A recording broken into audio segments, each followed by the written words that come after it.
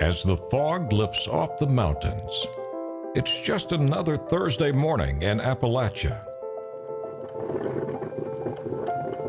Coffee brews in homes throughout these hollows, hills, and valleys. As the hardworking men and women pull up their boots for another honest day's work. Now, we're rolling up our sleeves with you. Your story is proof that there is a future in Appalachia. Today, your community becomes our stage. Ladies and gentlemen, welcome to the 2020 Virtual SOAR Summit.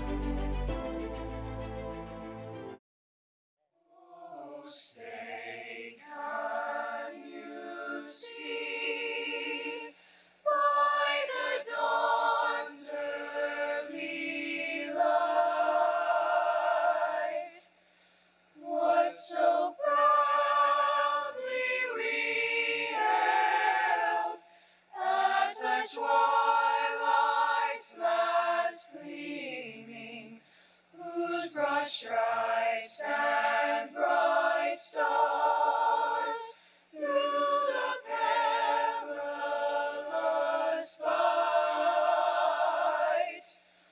O'er the ramparts we watched were so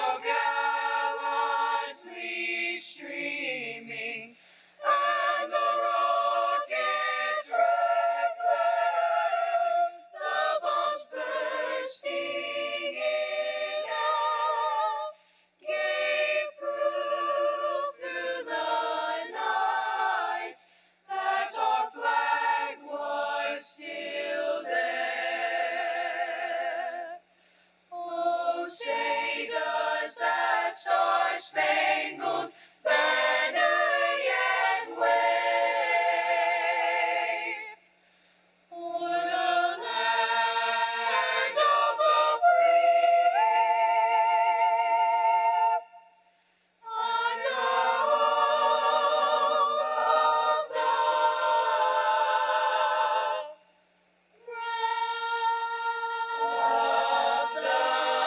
brave.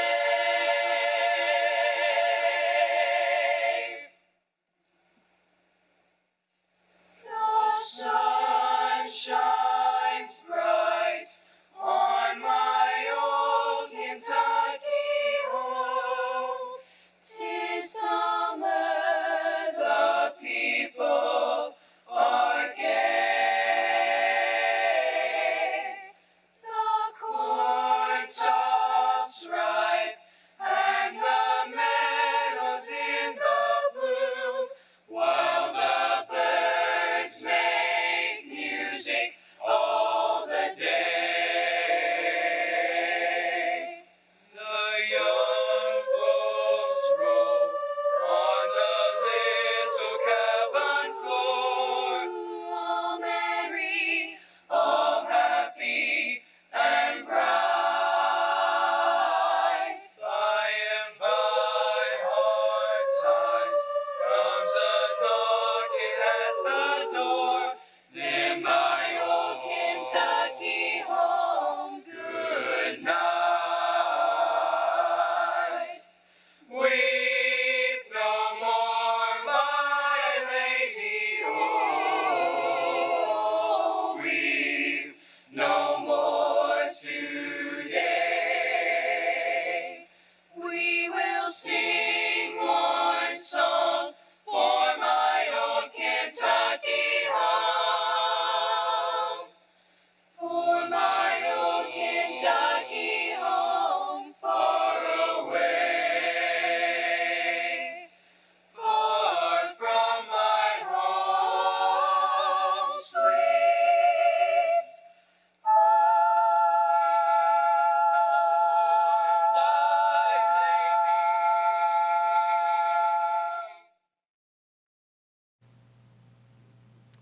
Good morning, Eastern Kentucky. The scripture says, "They that wait upon the Lord will renew their strength. They will soar like wings like eagles. They will run and not be weary. They will walk and be not faint. In this unprecedented times, let us bow to God and ask for his healing and his help during this pandemic and the blessings of God on our region. Would you pray with me? Father, we thank you for the gathering of Eastern Kentuckians and people of faith all over. We thank you for the privilege of coming to you in prayer. We ask for healing upon those in hospital beds, those who are suffering with COVID-19 and other ailments. We also ask for healing in our country, and we ask your blessings upon this summit. Particularly, we ask that you would guide our congressman as he leads us in so many ways, our governor, and those who are behind the scenes working diligently to make better things happen in Eastern Kentucky. We trust in you, God. You told us in Scripture, if we lack wisdom, to ask of you, and you'd give it to us liberally and upbraideth not. And so we ask you to guide our minds, our thoughts, and bless those men and women who are investing in this region. Thank you for those who've invested their hard-earned treasures, and I pray you would give them the blessings as well. So Lord, be with us as we go through the balance of our agenda today. Bless everything that's said and done, for I pray this prayer in Jesus' name, amen.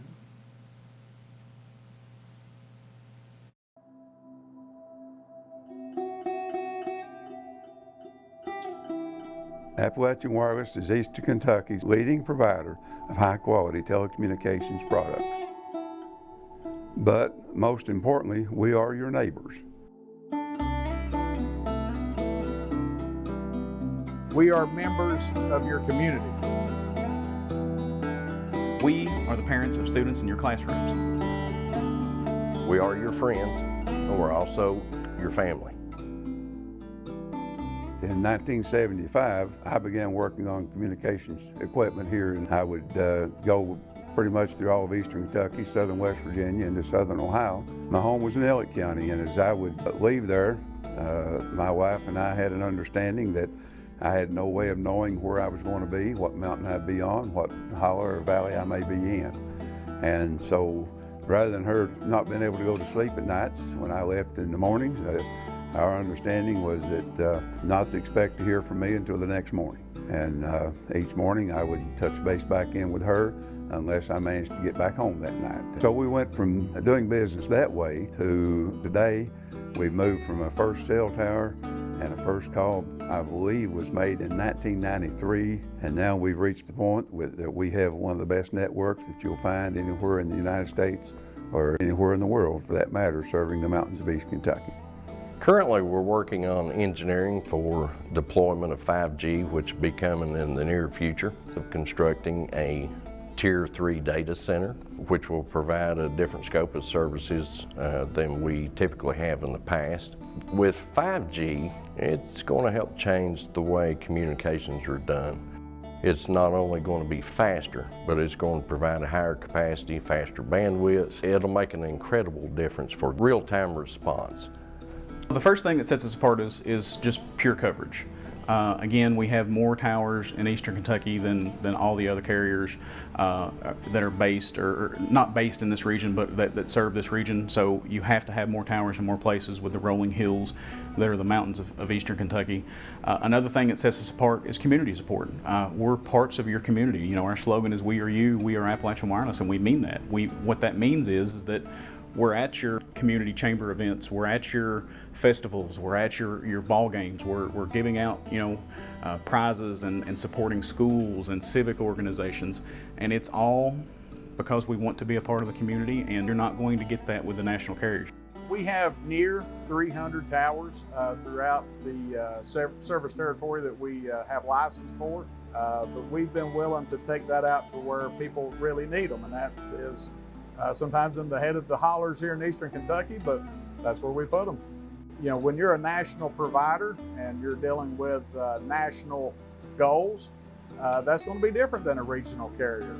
We care about the people that, again, are in the head of the hollers where our competition doesn't really put much emphasis. So we try to go to those places where others may not want to go, because this is our market. This Eastern Kentucky and our service area is what's important to us.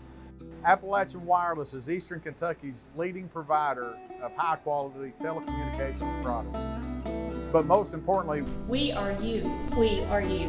We are you. We are you. We are Appalachian Wireless.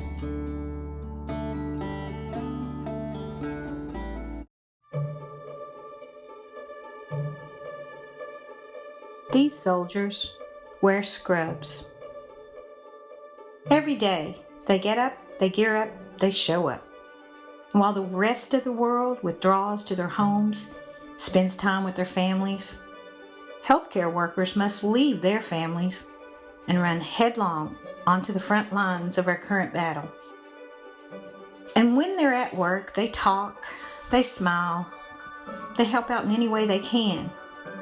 They try to make things look normal and business as usual, when nothing in this world is normal right now, at least as we know normal to be. And why do they do this? Well, they leave their families and they come to fight for people like me and my husband, like you, like your mom or dad, or maybe your baby or grandbaby. And it's their calm, their expertise, their mercy that holds up those of us out here on the front lines with them, those of us fighting to shed this virus. And so every day they get up, they gear up, and they show up. For me and for mine, for you and for yours.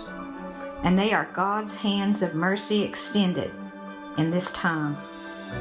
And I just want to say thank you, God, for your angels disguised as nurses and doctors, therapists, techs, as dietitians and janitors, and all the unsung healthcare workers the world over. Thank you. And Lord, please watch over their families while they're watching over mine. Amen.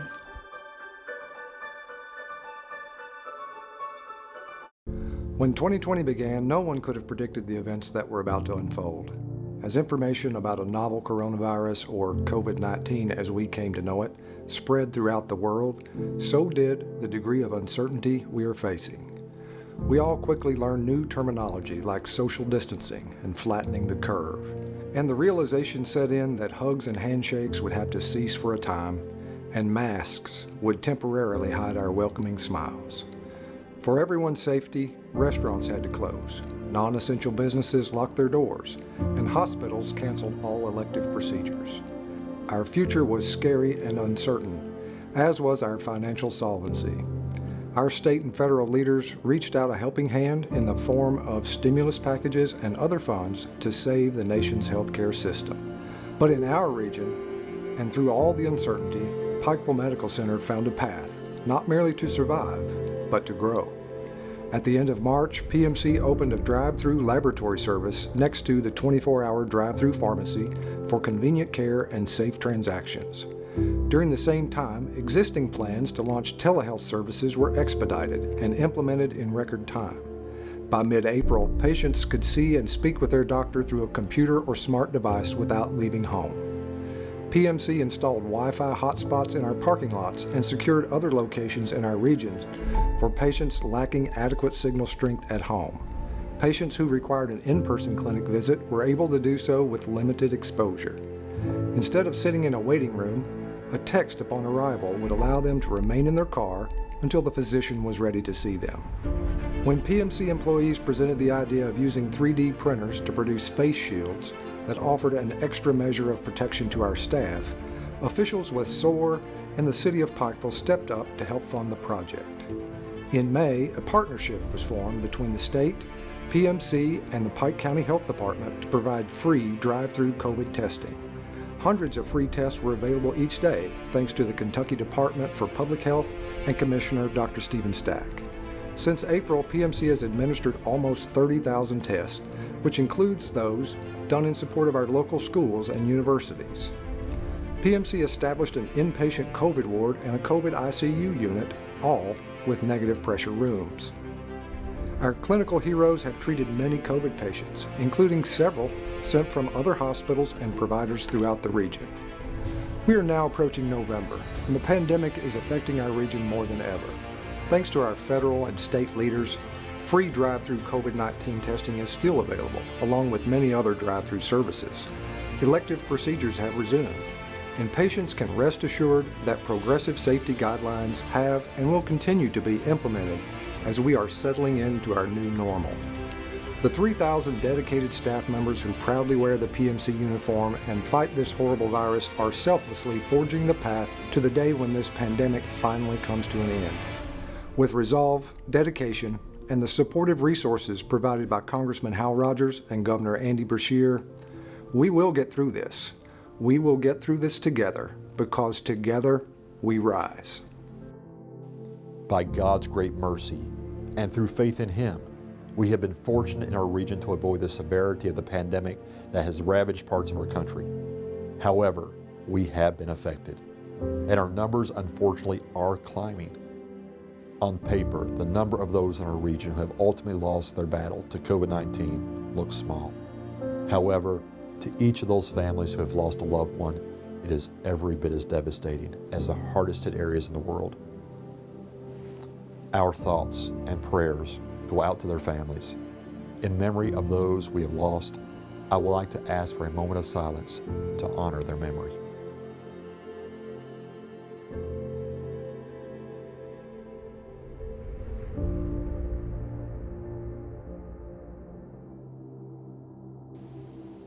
Thank you.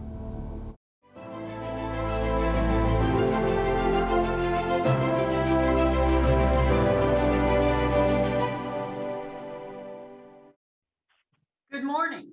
I'm Kim McCann, and as chair of SOAR, I would like to welcome all of you to the 2020 SOAR Summit. I would first of all like to thank Congressman Hal Rogers and Governor Beshear for all of their continued support of East Kentucky. I would also thank my fellow board members who, unfortunately due to COVID, cannot be with everyone today in person. But I would be remiss if I did not also say how appreciative the board of SOAR is of Joshua Ball during this pandemic and time of transition and everything he has done to support this summit and to support SOAR. The summit is surely like no other. It more than any other time demonstrates the necessity of broadband. We need to be able to do our work where we live.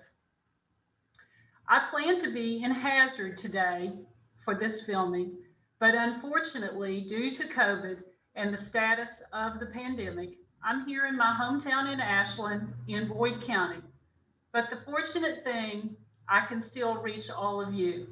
And we have 750 registered participants at the SOAR Summit this year, and we have 120 booths.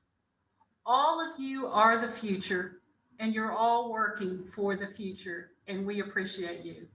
We also have someone else working for our future, and that's Mr. Tim Thomas. Mr. Thomas is the federal co-chair of the Appalachian Regional Commission. We appreciate him and all he does for Kentucky and the SOAR region. At this time, I would like to turn the program over to Tim Thomas for his remarks, and please welcome him. Thank you.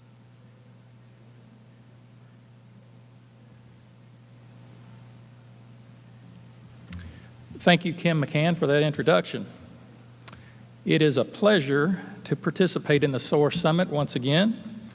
Since its founding, SOAR has played a critical role in bringing together the people and organizations who care about Appalachian Kentucky communities and those who live here.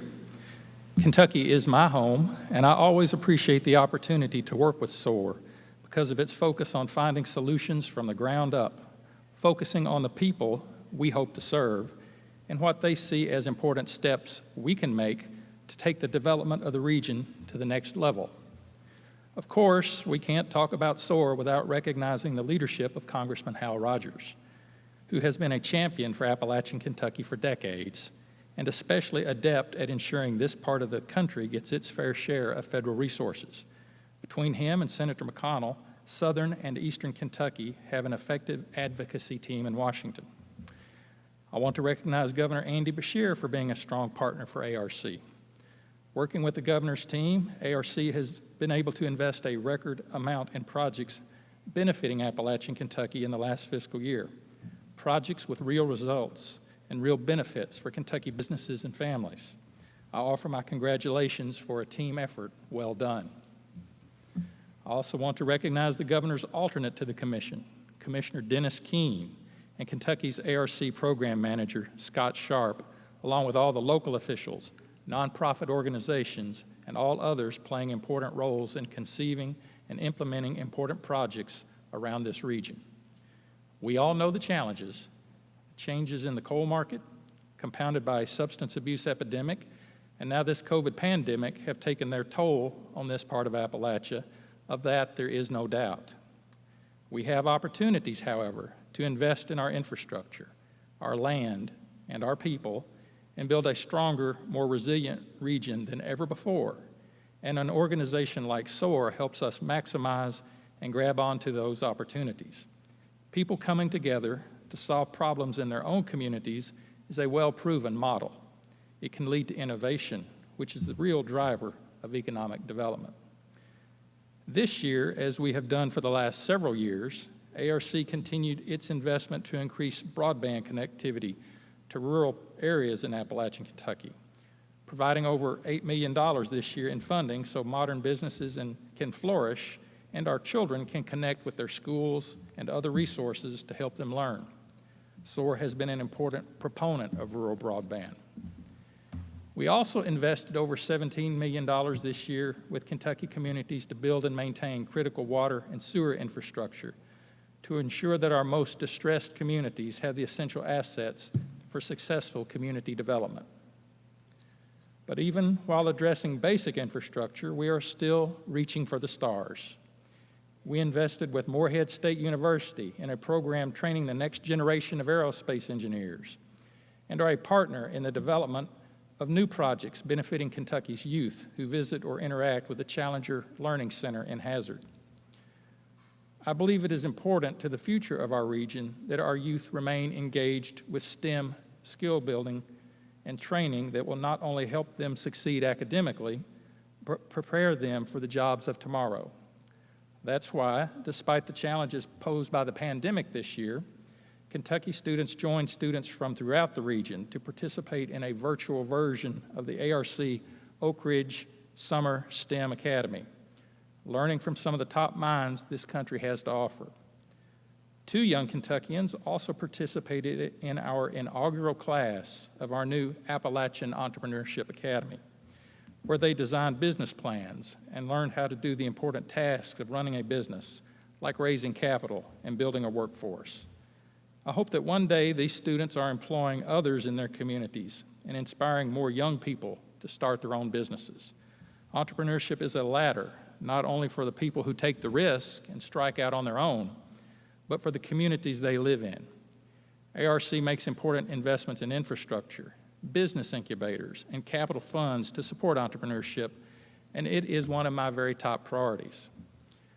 Another of my top priorities has been addressing the substance abuse crisis in our region. Kentucky communities have felt the impact as much as anyone in this country. Our friends, family, and neighbors have been impacted by this epidemic.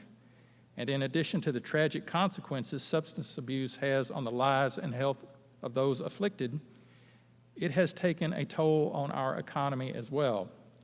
Lack of healthy, ready workers has held back growth in our region.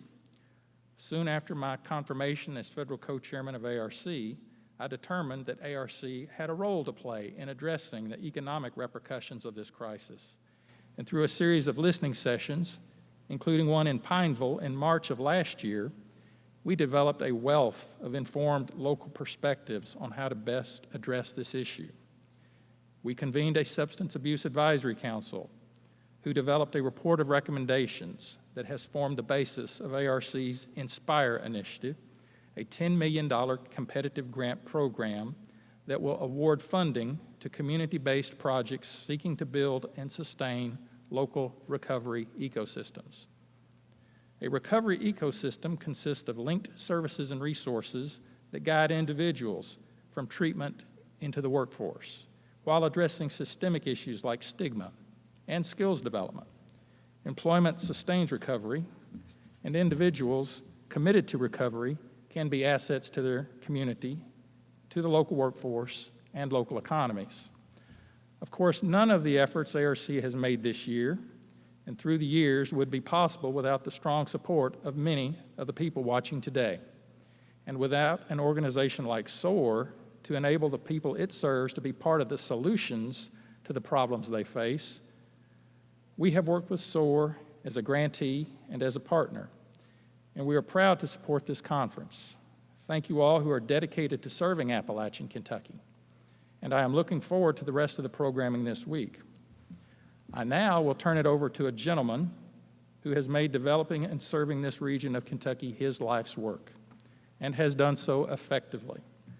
Congressman Hal Rogers has been a stalwart for ARC through the years, ensuring we have the funding to do the work we do.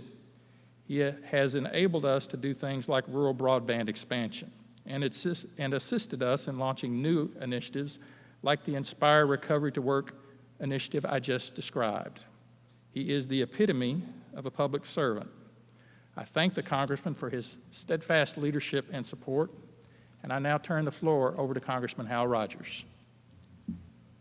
Well, thank you, Tim.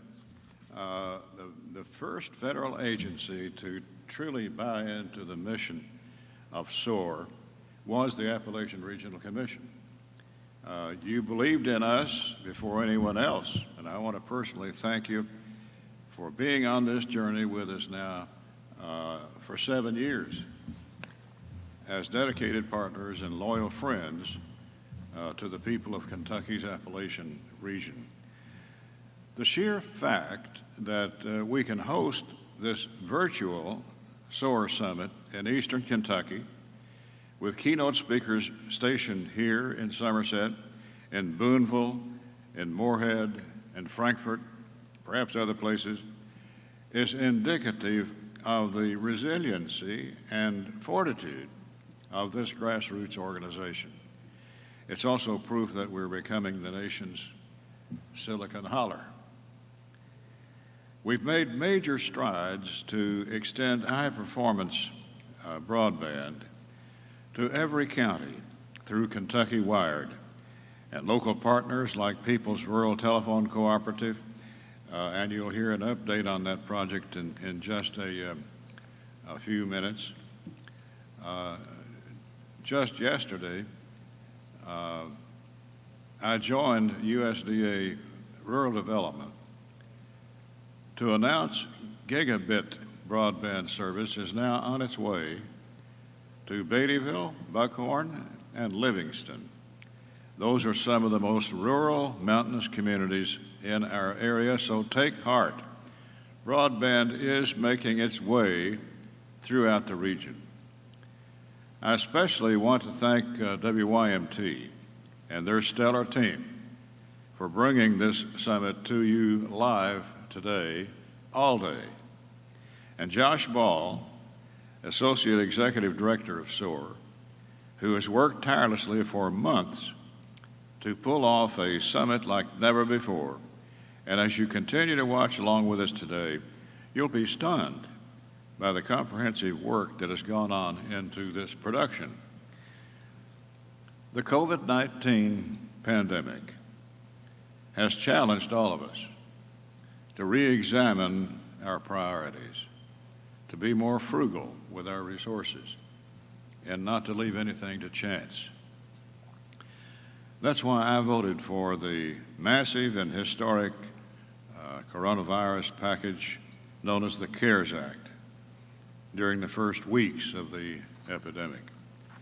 We provided in that bill some $3 trillion to help families and businesses survive through this very uncertain time.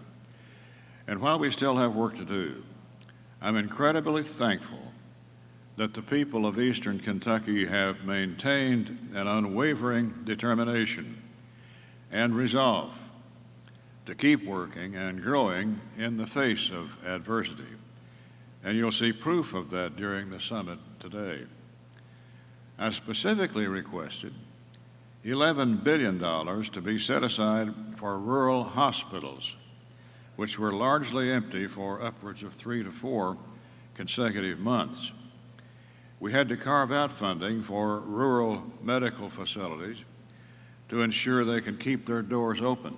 And I'm pleased to say that nearly every hospital in our region received rescue funding from the CARES Act. The Paycheck Protection Program has delivered more than $340 million to nearly 4,700 Eastern Kentucky businesses, saving local jobs and keeping many of our businesses open. Again, aside from progress with COVID relief funding, I've been astonished by the work ongoing throughout our region. We have a natural treasure that's 256 miles wide, and it stretches beyond Wayne County over to Pike County and north to Rowan County. It's the same treasure that Daniel Boone first came to explore, the Kentucky wildlands. And we want to invite the rest of the world to come see it for themselves. For years, we've built a tourism network across county lines, and hundreds of thousands of volunteers with Eastern Kentucky pride have marched across every county, picking up litter, removing straight pipes, and cleaning up illegal dump sites with old tires and appliances and sinks tossed over the hillside. You've picked up a mountain of litter and trash. All of that work has paid off over the years, and Pride is now leading a new marketing campaign, thanks to funding from the ARC, to rebrand our region as the Kentucky Wildlands. We now have 24 or so communities organizing hiking and biking trails, while others are capitalizing on adventure tourism through ATVs, zip lining through the Appalachian Mountains, kayaking through an old underground coal mine, viewing elk, black bears, and other wildlife on former surface mining land, the expert rock climbing at the Red River Gorge, white water rafting at the Bricks Interstate Park, exploring our national parks, which now includes a new one, Mill Springs Battlefield National Monument here in Pulaski and in Wayne counties. We have a lot to be proud of in Eastern Kentucky, and the Kentucky Wildlands Project will help us capitalize on the unique tourism opportunities that we have in our Appalachian region. But tourism is only one fiber of the grand tapestry that we are weaving for the future of Eastern Kentucky. And through SOAR, we must continue to have a holistic focus to address health care, education, infrastructure, and much more. This is an urgent organization that we have that is beginning to make big differences in our region. With that in mind, I am very pleased to join Governor Andy Beshear this morning to announce the approval of 2 grants that will advance health care in Eastern Kentucky. Number 1, Pikeville Medical Center has been approved for a $4.2 million grant for its Leonard Lawson Cancer Center expansion, which will create nearly 40 new jobs and protects over 150 current jobs in Pikeville. In Eastern Kentucky, we know all too well the painful reality of cancer. We suffer from some of the highest rates of cancer and cancer-related deaths in the country. So this is a desperately needed investment to help push back those rates and save lives.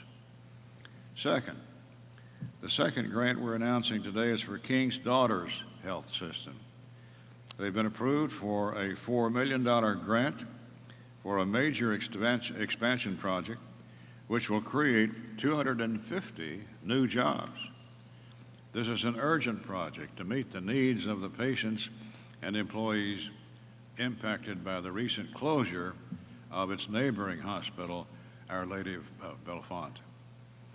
Both grants are part of the Abandoned Mine Lands pilot program that I earmarked and launched in 2016 to provide access to federal funding for our hardest hit coal communities. Protecting medical services is just one of the many opportunities that we are focused on in Eastern Kentucky. I want to personally thank Secretary Rebecca Goodman with Kentucky's Energy and Environment Cabinet for her tireless work to ensure these worthy projects are given a full and fair review. Secretary Goodman, the Advisory Council, and Governor Andy Beshear have been tireless partners on the AML pilot program for Kentucky, along with countless other initiatives to benefit this region. Speaking of Governor Beshear, we started this initiative 7 years ago with his father, Governor Steve Beshear, 7 years ago. And I'm pleased to see that Andy has the same heart for the people of Eastern Kentucky. He's committed to the Kentucky Wired project to bring broadband to every community, the Abandoned Mine Lands pilot projects, and continues to give his undivided attention to SOAR. So joining us now from the state capitol, please help me welcome our friend, Governor Andy Beshear. Good morning. This is Governor Andy Beshear, and I want to thank everyone for joining us for the SOAR 2020 Summit. As with just about everything during COVID-19, this conference looks a little different. I know we all look forward to the time when we can get together safely again, but until then, we're going to come together as Team Kentucky to do what's right to beat this global pandemic. On that note, I'd like to thank everyone at SOAR for prioritizing everybody's safety by hosting this conference virtually. And even though it looks different, I'm so excited to be here with you today and discuss how we can continue to build an even stronger Eastern Kentucky. Building a better Kentucky in our Eastern region is something my dad and your former Governor Steve Beshear also prioritized when he worked with Congressman Rogers to start SOAR years ago. My administration is committed to bringing good jobs, health care, education, and economic development to Eastern Kentucky. We are listening, we are learning, and we are committed to building a better Eastern Kentucky. One of the first, and still one of the best decisions I made as your governor, was to name Rocky Atkins my senior advisor. You won't find anyone who knows and loves Eastern Kentucky like Rocky, and he and I talk often about how we can help the region in various ways. Before we had our first COVID-19 case on March 6th, we traveled across the state visiting local communities, awarding grants, and seeing all the hard work our communities do each and every day. And the majority of those visits were in Eastern Kentucky. We were there more than any other region of the state. And since the pandemic has taken hold, I've only been out in my official capacity a couple times. It was once again to Eastern Kentucky at the Pikeville Medical Center. That was a special day, listening and feeling the concern and the heartache, especially of parents who had been told the best thing they could do for the health care of their children is to move. That's wrong. And what SOAR's trying to do, and what this administration is committed to, is making sure that never happens again. And of course, my entire administration admires what you all do at SOAR, because we have to have that same goal, to help Appalachian Kentucky reach economic parity with the rest of the state and the country. We've worked to do that in several ways. First, We know our local government spared no expense battling the pandemic and keeping our families safe from COVID-19. To ensure their solvency, we set aside $300 million to reimburse those expenses. To date, we've paid out more than $144 million to 242 cities and counties across the Commonwealth and have applications for the vast remaining majority. That means that those cities and counties can use it to reimburse for PPE, food assistance programs, sanitizer, telework equipment, and so much more. I'm grateful to our local officials. They have been invaluable partners during this pandemic, and in Eastern Kentucky, we have seen some of the very best leadership statewide. During these times, we've also worked with federal, state, and local partners to invest in the region. Thanks to our invaluable partnership with the Appalachian Regional Commission and co-chair Tim Thomas, we're pretty proud that we've invested more than $36 million in Appalachian Kentucky for economic development, infrastructure updates, improvements to health care, education, and so much more. We believe that that is the most that ARC has invested in any state in decades, and it happened right here in Kentucky this year. We couldn't be more appreciative of these investments that will help us build a stronger, better Kentucky. These projects include upgrades to the Morehead State University Aerospace Program, which will help them continue their legacy of being a leading university in space science. The creation of the Neonatal Intensive Care Unit at St. Joseph's Hospital in London for babies with neonatal abstinence syndrome. And just last week, we had the grand opening of App Harvest in Morehead, which will bring 300 jobs to the region and is the first step to making Eastern Kentucky the agritech capital of the world. That project is one of the 10 largest buildings, we believe, in the world. It's the largest greenhouse in North America. It's got the most sophisticated LED lighting system in the world. It's going to provide the Eastern Seaboard with tomatoes, and it's happening right here in Eastern Kentucky.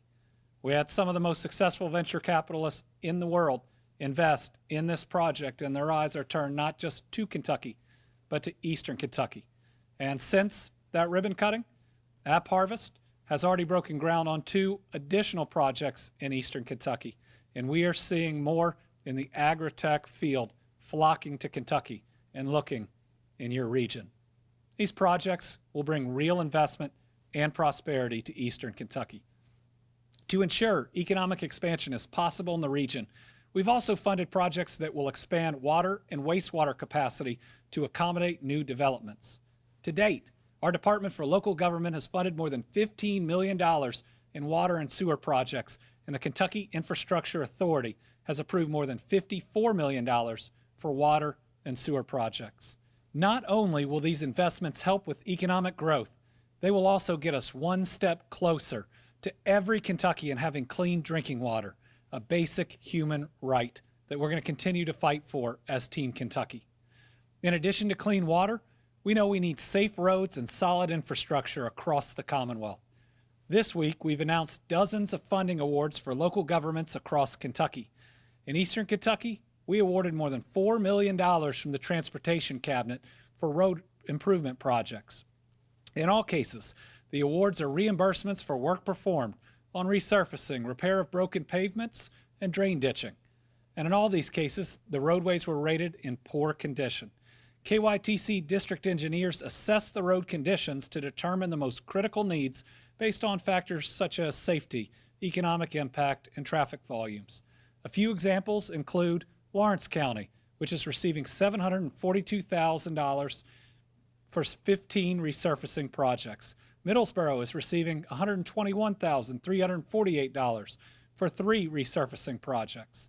And today, I'm excited to announce the section of US 460 from the intersection with KY 80 at Beaver, just this side of Elkhorn City, to the Virginia state line is set to officially open to traffic Monday, November 16th. I know this is very good news to the folks in the eastern half of Pike County. The road and the off-ramp have been finished for a couple of years, except for final paving, striping, signage, and guardrail, and we are getting it done. This is another infrastructure project that brings us safety and economic growth opportunities to an area that really needs it.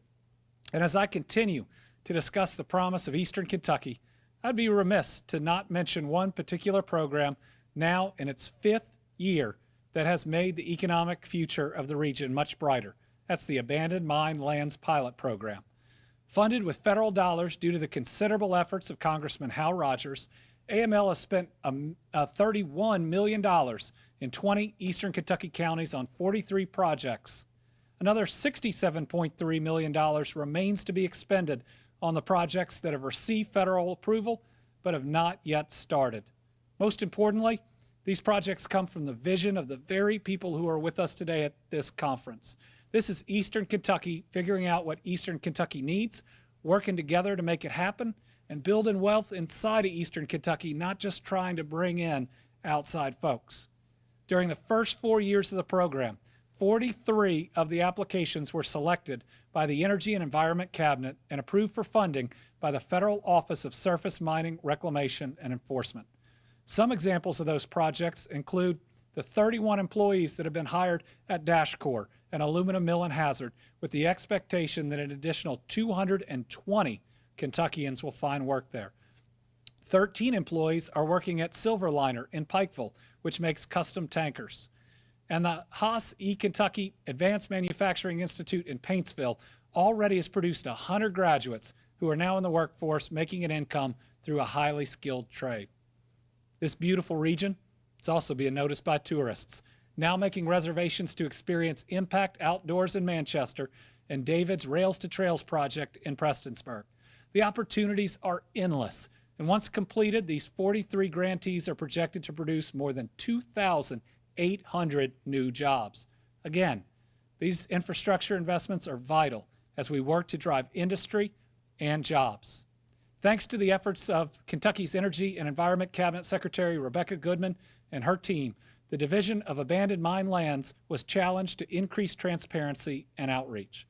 The division collaborated with local area development districts to host 4 webinars where details of the program, the application process, and the selection process were discussed with over 200 interested parties. The result? A robust response with 71 applications submitted, totaling a funding request of over $234 million for about an available $25 million in grants. Secretary Goodman, she has a real challenge now, but that's a good thing as we are looking for the best opportunities to bring jobs to Appalachia. I'm pleased to join Congressman Rogers in announcing today that 2 of these projects have been selected to present to OSMRE for initial vetting. The Pikeville Medical Center Cancer Center Expansion Project in Pike County and the King's Daughter Health System Expansion Project in Boyd County. It's fitting that the AML pilot funding is being used to improve the medical services of this region, as they'll be accessible to the hardworking coal miners and their families who've contributed so much to the Commonwealth's economy over the past decades, oftentimes at the cost of their health due to the effects of mining. It is my belief quality health care is also a basic human right, and these projects will help further increase accessibility in the region. The Pikeville Medical Center Cancer Center Expansion Renovation Project will expand the space and equipment given to the oncology practice. The chemotherapy treatment area will grow by 7,000 square feet, and the hospital anticipates the hiring of a minimum of 37 additional people in the first year and retaining 152 employees. I want to extend my sincere gratitude to Pikeville Medical Center CEO Donovan Blackburn and to the Director of Development, Lisa Estep, for their leadership in securing this project's funding. The medical center and its clinics will now be able to reach deep into Eastern Kentucky to improve the health of communities with programs that foster healthy lifestyle and detect, prevent, and control disease, and educate and empower members of the community to take a leadership role in improving their health and that of our workforce. The King's Daughter Health System Expansion Project in Boyd County will create 250 full-time jobs and look to mitigate the closure of Our Lady of Bellefonte Hospital that costs the region 1,000 jobs and reduced healthcare services to thousands of patients. I want to acknowledge the great work and dedication of Chief Financial Officer Autumn McFann on this project. Thank you for your commitment in seeing this through. These are great examples of how Eastern Kentucky is meeting the challenges of today and growing as a community to meet the needs of its residents. I look forward to being able to announce other AML pilot grant recipients in the days and the weeks ahead. I can promise you this: our administration will continue to prioritize projects that help Kentuckians. We will continue to create good jobs, continue to improve health care, continue to improve education, and ensure retirements are solid. Set a good example by leading with transparency and decency. But with that promise, I have to ask for your help. Help as we continue to battle this virus. To meet the needs of tomorrow, we got to come together today. We got to protect our people and our economy. All it takes is following the guidance, like wearing a mask, and encouraging those in your community to do the same. We must do better for each other and for the vision we all share of Eastern Kentucky's bright future. I look forward to this time next year where we can hopefully all be back in person. I look forward to hearing about the ideas and the projects that you will have. And I look forward to the chance to collaborate, to plan, and to commit to making Eastern Kentucky stronger, better, and to see real gains that we've been fighting so hard for. Thanks again for having me. Thanks for being a part of Team Kentucky. We'll get through this. We'll get through this together. I think our brightest days are ahead. Let's build a stronger, better Eastern Kentucky where every single Eastern Kentuckian has true opportunity. You are a part of Team Kentucky. Every single person counts. Let's build a better Kentucky. God bless. Thanks.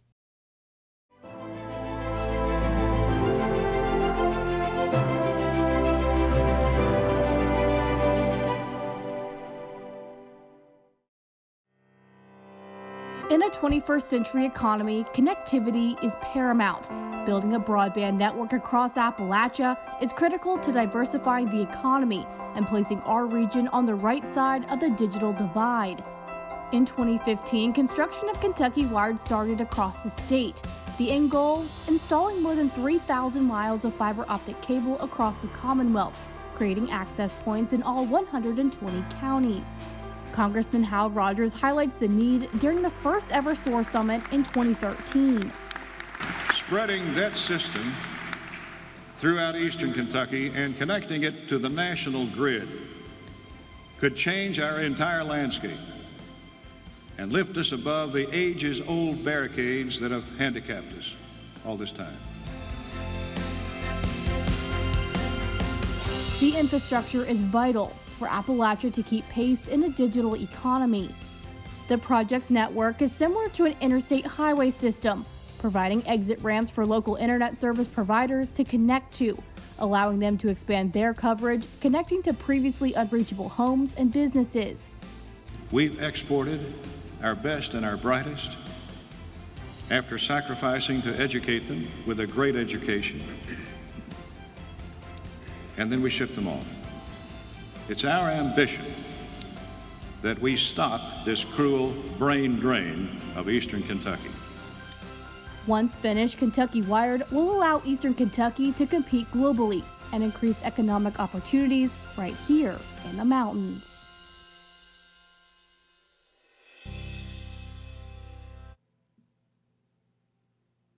And we welcome you back into the Center for Rural Development here in Somerset, Kentucky. I'm Tanner Hesterberg, joined by two very special individuals. To my left, your right, is Lonnie Lawson. Lonnie is the President and CEO of the Center for Rural Development, and joining us as well is Jamie Link. Jamie is the Executive Director of the Kentucky Communications Network Authority. And we want to begin this segment. Lonnie, we'll start with you. Connectivity, you know better than anyone, it plays such a key role in helping develop our communities across Appalachia. And I know here at the Center for Rural Development, you have really made that a cornerstone of what you're trying to do. Use connectivity to expand into our communities, to help our communities build here all across Appalachia. Can you provide an update on what exactly the Center is doing to expand connectivity and remind everyone why that is so important? Absolutely, Tanner. Thank you for being here. Yes, and sir. The Center for Rural Development is thrilled to be a part of this SOAR Summit. Before I get into answering this question specifically, there are some folks that I really should thank. Congressman Hal Rogers, whose vision made this possible, not only this Center for Rural Development, but the broadband initiative as well. Governor Beshear and his staff, obviously Jamie Link at Kentucky Communications Network Authority, and Tim Thomas with the Appalachian Regional Commission. We could not have done this without those folks. And certainly, I don't want to forget my Center for Rural Development Board of Directors. So what we have done, you know, we brainstormed this for many, many years, trying to figure out how we get high-speed connectivity throughout southern and eastern Kentucky. And Congressman Rogers has always pushed us to make sure that we can deliver for the folks that are in our region. And so one of the things that we've done is try to bring in all aspects of the community because when we looked at the SOAR blueprint, every single other program that we put out there was dependent upon this broadband connectivity. So the center started developing programs with the assistance of Congressman Rogers and Tim Thomas at ARC. So we developed programs to do technical assistance, whether that's feasibility studies, engineering work, helping those local broadband communities, whether it's the mayor, judge, or if they've got a separate entity that's doing that, helping them get to the vision that they have for their home communities. What we don't do is we don't go in and tell them you must do it this way. We give them the flexibility, and then we just try to provide the resources for them to be able to get broadband into their home communities. So it's subject matter experts, it's engineering, it's feasibility studies. All of those things are available through our technology assistance program here at the Center for Rural Development. And that provides a good segue to go to Jamie with this next question. Kentucky Wired in the last year and a half has turned on several rings throughout Appalachia. For a layperson like me, what does that mean when a ring gets turned on? And can you provide a status update on that project and the difference it's making here in Appalachia? Sure, Tanner, and thank you. And if I may also acknowledge the support of Congressman Rogers and Governor Steve Beshear and Andy Beshear. This project has been 5 years in the making now, and also the support of my colleague Lonnie Lawson and the Center for Rural Development. But you're exactly right. The Kentucky Wired Network is comprised of 6 rings. We call them rings, and they're all interconnected, which provides redundancy throughout the state. So if there's a break in a cable, the light that carries the data will travel in the reverse direction so that there's very little outage of service for all the customers on that ring. To date, right now, I'm pleased to report that we have completed 99% of the fiber optic cable construction across the state. And I'm very pleased to announce that we've completed 100% of the fiber optic cable construction here in East Kentucky. As we turn on these rings and turn up service, we have to do what we call migrate customers onto the network. So in ring 1A, which was the first ring completed, that's in the Golden Triangle part of the Commonwealth that runs from Louisville to Lexington to northern Kentucky. We have now migrated over 150 state agencies over to the Kentucky Wired Network. The next segment will be ring 1B, which is the East Kentucky ring. So we're working very hard to get that completed. We have a few critical infrastructure pieces yet to finalize, but we should have those completed in the next 4 to 6 months. And by that time, progressively, we'll be turning up rings and migrating customers over. Another thing that we're working on very hard is to start working with our wholesale partners to start bringing on residential and private customers working with local internet service providers. We have time for one more question here. I'm going to go back over to Lonnie quickly, and I'm going to consult my notes here to make sure I get this right, Lonnie. The center was awarded a $7.8 million power grant from the Appalachian Regional Commission to provide assistance to communities to plan and build out last-mile infrastructure. Could you briefly explain the significance of that?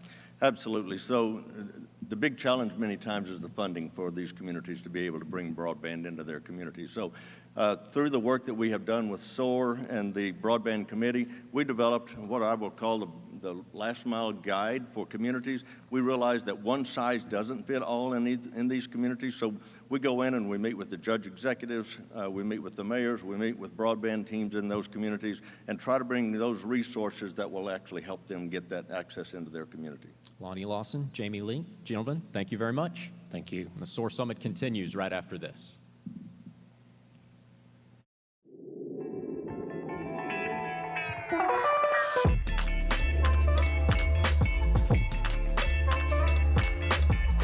What's up, guys? Welcome to the premiere episode of Explore Appalachia. We're a bunch of young, creative Appalachians who just want to get out and explore and show off the beauty of our great region. And so, this first episode, we're going to explore some crazy, awesome adventures here in eastern Kentucky. We're going to do some zip lining. We're going to do some underground kayaking. Stay tuned, that's pretty cool. We're going to then head up later in the week to Harlan, Kentucky. Here's the rest of the team. We're just sipping back some L8. And we're gonna go to Everts in Cumberland, where we're gonna do some UTV riding and some horseback riding as well. The goal of our platform here in this premiere launch episode is that we're trying to bring as much tourism to the area as possible. And so we don't think that people understand the beauty and the culture and what we have to offer here enough. So that's the goal here, is to show it off because we think we have a lot to offer here. So tune in. The best way you can help us is share this out. You can come to our website, you can shoot us an email, and we can get you hooked up with our newsletter that's going to send out regularly. And so let's go start exploring. Cheers.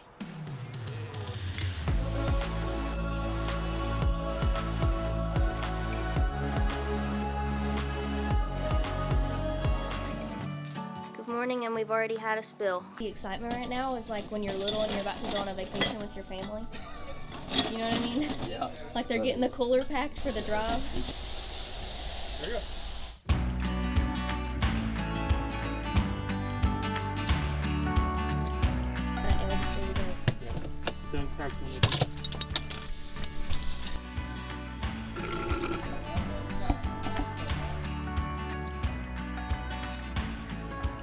She gave me the speedy one because she said she didn't know if I would get all the way across. So here we go.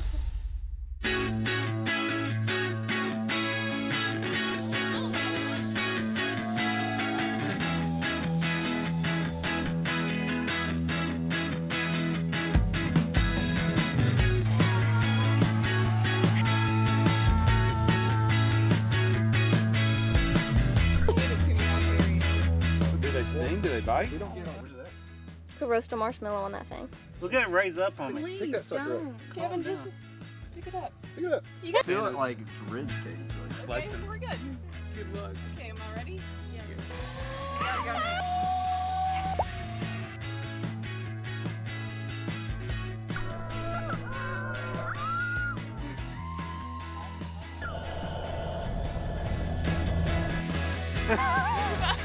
Didn't quite make it. I'm being rescued. So it's full.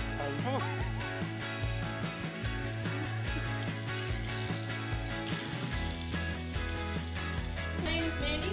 That was Tyler. This is Dakota. We were your guides today. If you want to leave a review on Facebook, Instagram, yep, or blog about it, those are our names. Is it recording?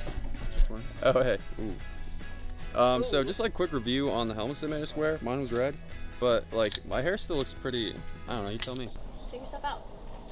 How we doing? Fort Edwards. Single? All right, see you. Josh, where are we? We're in a cave. Not in a cave. Not a cave. We're about to be in a cave, but we're getting ready to hop in a boat, also known as a kayak. Okay. And we're going to paddle through a dark cave. I don't really know how this is going to work, but is it pretty cool? Yeah, it was really cool. Good, good. I heard it's cold. Is the water cold? Oh, yeah. Nice. Just get acclimated to those, turning them on and off. We're getting hats. Cannot wait. And a light. Starfish. There's a rainbow trout in there. Really? Yeah. Actually, along with freshwater barracuda. Yeah, they like fingers, toes, and small children. Reach up, make sure it's longer than what you can reach. It wouldn't matter any other place in the world, but this is 38-degree water. The bigger paddle you have, the less water you have. Go ahead and grab the paddle, guys. This is nuts. This doesn't even look real.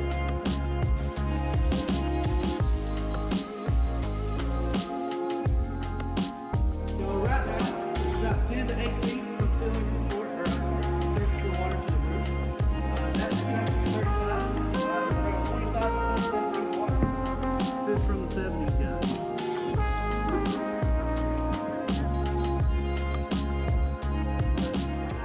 We're back. I don't know if you can see me, but you can probably hear me. I'm still being recorded. That was fun. The water was cold, but it was super sick. Tour guides were some jokesters. Here we are, unloading.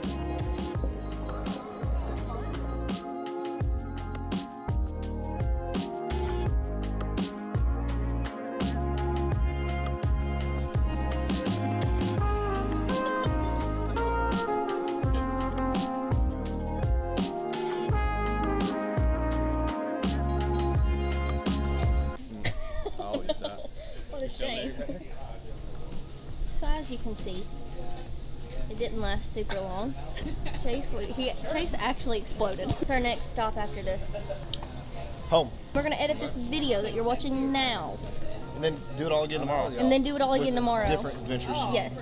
Bye. See ya.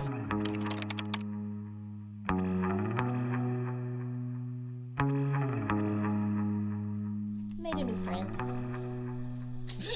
Oh, bless you.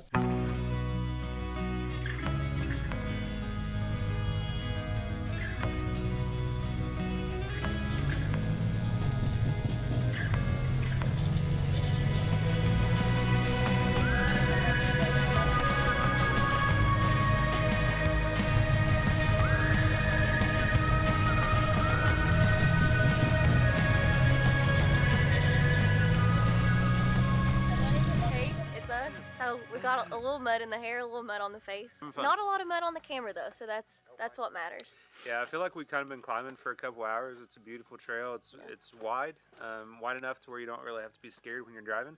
Got a great guide, kind of leads you through. So although we are completely lost, we know that we're not. It was like mud drops, like that, and then it was like the second one was like whoosh, and it was just like right here, and then I was just sitting in it. Gonna be sitting in it all day. I can't wait to ride a horse like this. These are my riding trousers.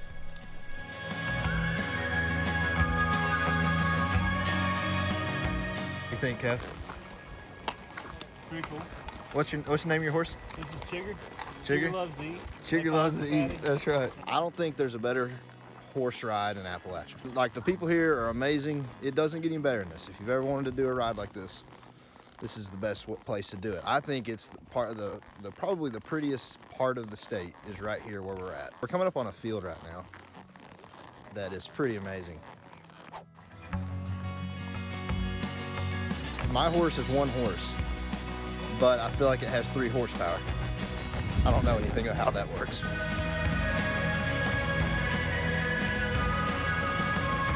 What's the name of your horse? I think it's Sandy. And this is Big Al. He's a good boy. And I'm doing the one hand right outside of Cumberland, Kentucky is where we're at right now. Right between Cumberland and Whitesburg, basically, is where we're at. It's very distracting that I got somebody singing something.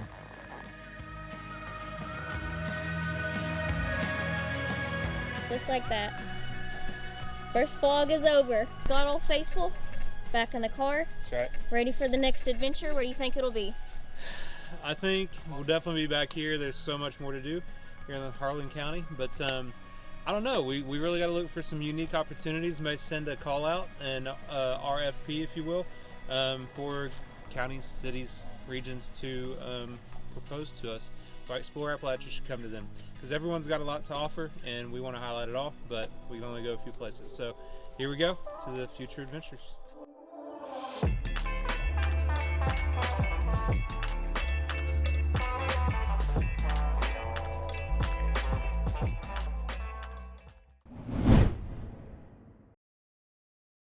We are here at the Gorge Underground at the Red River Gorge with Tammy and Heather. We'll start out today by talking to Tammy. Tammy, I know Appalachia, Kentucky's tourism continues to grow, and there's a lot going on here, and I know there's a new marketing strategy to help that tourism. Kind of tell me about the work you all do.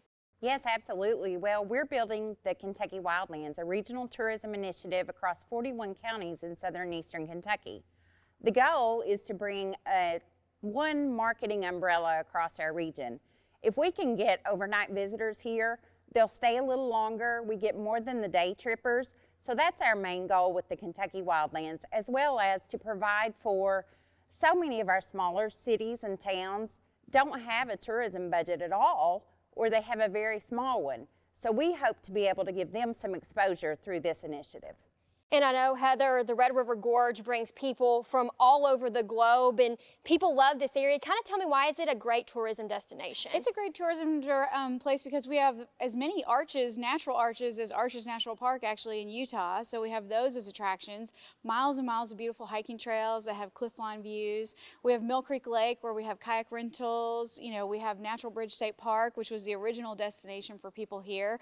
That's one of the largest natural bridges in this area, this part of the United States. So there's lots and lots of stuff to do. And then obviously here we have an underground kayaking adventure as well. So people are coming out here to stay in the cabins, get in the woods, go camping, go kayaking, go hiking. Rock climbing, of course, was the original first destination as well. We still have thousands of rock climbers that come here every year. I'm not a rock climber myself, but there's world-class rock climbing here, I hear. I've done the Via Ferrata, so we even have assisted rock climbing for people that maybe aren't as comfortable with something free climbing. So we have a lot of stuff to do here, and it's a beautiful, beautiful area. As you guys seen, the fall colors are starting to pop out too. This is such a unique area that we're in right now. Kind of tell me about where we're at and what you all do here. So we are at the Gorge Underground. This is actually considered Rogers, Kentucky. It's a little confusing when you get out here in eastern Kentucky because the counties and the things change quickly, and the Natural Bridge State Park is in Slade. But here in Rogers, this is an abandoned limestone mine. So Kentucky's history is full of mining, both coal mining, limestone mining, all kinds of mining, and this is a great example of how tourism's heading in a new direction, right? We are repurposing our state from just mining to tourism and ecotourism, and this is a great example of how you can take an old mine and you can reclaim it and turn it into something that becomes a tourist attraction. So we have about 5 to 7 acres of flooded limestone mine here. This did hit an aquifer, so the aquifer floods the mine, and it's a great kayaking destination. It's beautiful in here. The water's crystal clear. We stock some rainbow trout just for fun. They're kind of our pets in here, but people love seeing them. You know, it's amazing to be paddling through crystal clear water in Kentucky with the lights under the boards, and you can see 20, 30 feet down because we have a lot of water in here. So, and I don't know, but if you can see we have some paddle boarders out here. So is this the typical scene that you would see on a normal day out here? It is, yeah. Pretty full of people going through. We do small group tours, so this year has even still been great for us because it's a great way for small groups, families to come out and still do something together, maintain social distancing, still get outside, enjoy fresh air, and get to see something that not everybody gets to see every day and learn a little about Kentucky's history and part of our mining history. Perfect. Let's go back over here to Tammy. And Tammy, I know we just debuted Explore Appalachia. A lot of partnerships. Kind of tell me about the importance of partnerships and what it does for tourism. Yes, absolutely. That video was phenomenal, by the way. We are so grateful to be part of this partnership. Especially as budgets get less and less, partnerships become even more imperative. So the more partnerships we can build, the more people out there telling us and showcasing that tourism is economic development, the more beneficial it's going to be to all of us. Since I was already here, I thought I would hop on a paddleboard myself and check out the fun. And if you would like to check out the fun here at the Red River Gorge, you can just reach out to Heather here at South Kentucky.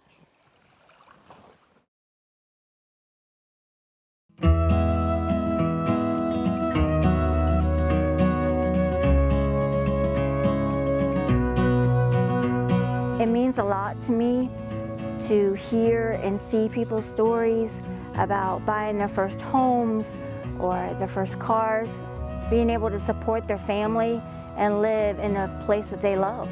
3 years down the road, when someone who has sit here in this Teleworks hub who has gone through a workshop with me and they call me and they tell me they are now a supervisor, they just got this huge raise, that is the most rewarding part about Teleworks for me. What makes us different than maybe other services that do what we do is the hometown nature of it. When a worker comes in, when a prospective employee comes in, we get to know them. We can tailor something to them. Since we have relationships with these jobs as well, with these employers, we can say, this employer needs this person and you would be a great fit for that. That individualized service really makes Teleworks stand apart. It makes us successful, to be honest. We have a really good rate of placing people in jobs and a really good rate of keeping people employed. If you're interested in getting started with Teleworks USA, you can reach out to us online. We have a website, teleworksusa.com. Make sure you check that out. There's contact info for each manager there. Reach out to us on there, send us a message, and we'd be glad to help you out.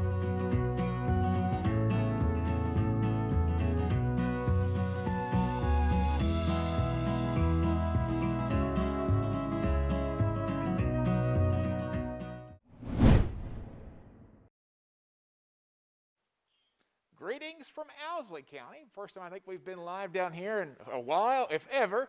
I'm Brandon Robinson, of course, and the forecast may be dreary outside, but here in Booneville, it's looking pretty bright, especially when you talk about the Teleworks Hub. So we got some folks here with us today. To my right is Michael Cornett with EKSEP. To my left is Carla Gabbard from the hub here in Booneville. And then you got Regina Taggett from the Lawrence County hub. All right, so we got some questions we're going to ask some folks. And of course, I had them on my phone and my phone went to sleep. So there you go. It's live TV. That's the way it works. So Michael, we'll start with you. Sure. Tell us a little bit about Teleworks USA. Great. Teleworks USA is an initiative of Eastern Kentucky Concentrated Employment Programs Workforce Innovation Board that has a mission to bring new-collar digital economy opportunities, remote work opportunities to the citizens of Eastern Kentucky. And we're blessed to be able to do that through 9 different locations. Of course, this is the Owsley County Teleworks Hub next door to that. And then we also have other locations. TeleworksUSA.com is the place to go to find out all about all of those different locations and get in touch with our managers that we have there at those locations who lead people through hiring events with all our national partner companies and have all that engagement with people. And we're just lucky to have a couple of really awesome ones here with us today. Of course, like you said, Regina and Carla, and they do a great job. All of our Teleworks Hub managers do an excellent job. They are the frontline people that help serve all of our customers and have helped be able to drive about 3,100 job placements throughout our region since 2015. So we're fortunate to have that mission. We take that job on very seriously and believe that the digital economy is a way to help Eastern Kentucky move into the future. Good deal. And of course, with everything that's going on right now in 2020, you see us, we're masked up because we couldn't get 6 feet apart. And a lot of folks are working from home. So that brings us to our next question for you, Carla and Regina.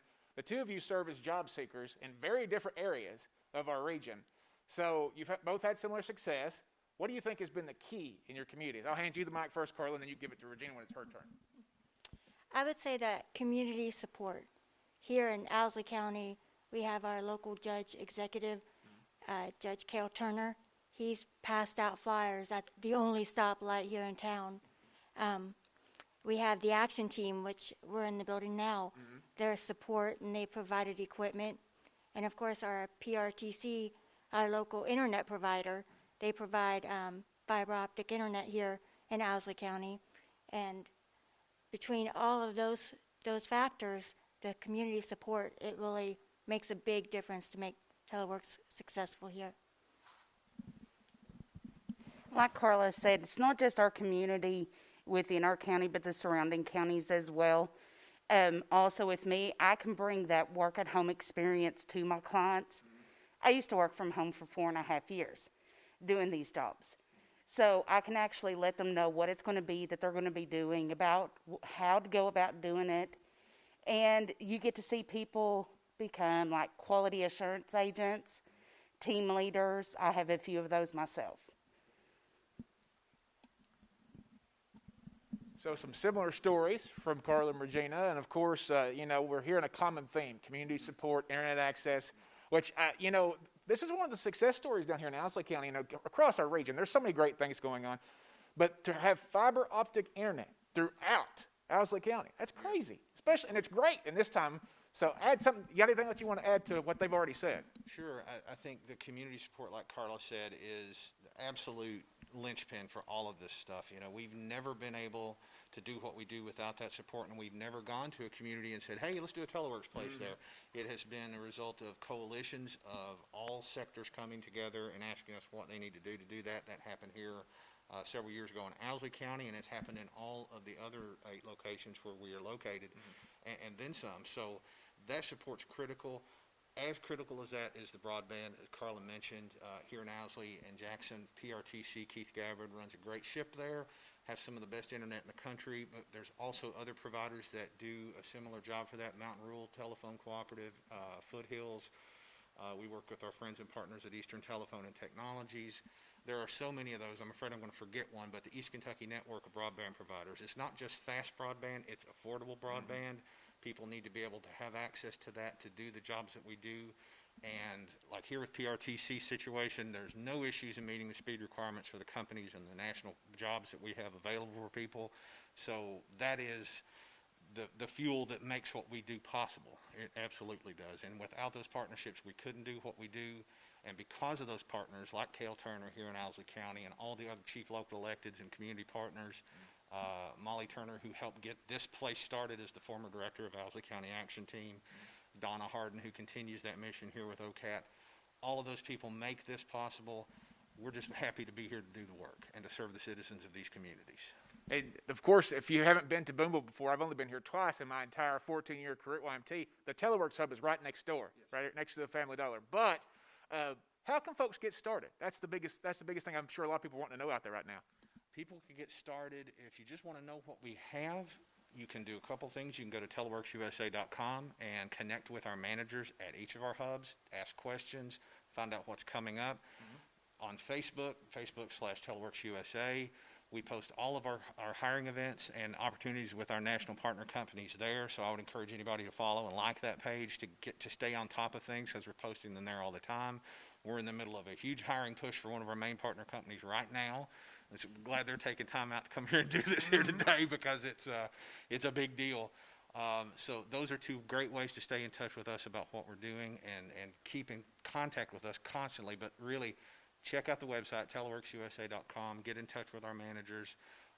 And then also, just another thing to throw out there, this pandemic has not been something that has not affected us, obviously. We have teleworks hubs that have usually been training centers and work centers. We've had to move to a virtual model since March. So we have been able to come up with ways to explore within other communities in our region, ways to license and partner with us and do what we do with that. So I would encourage anybody who hears about this and sees this and thinks this is a great thing, I'd love to check out more of it, to go to our website, look up Betty Hayes, our operations manager, who leads the team of our Teleworks Hub managers, and have conversations with her about what it would take to get a Teleworks Hub in your community.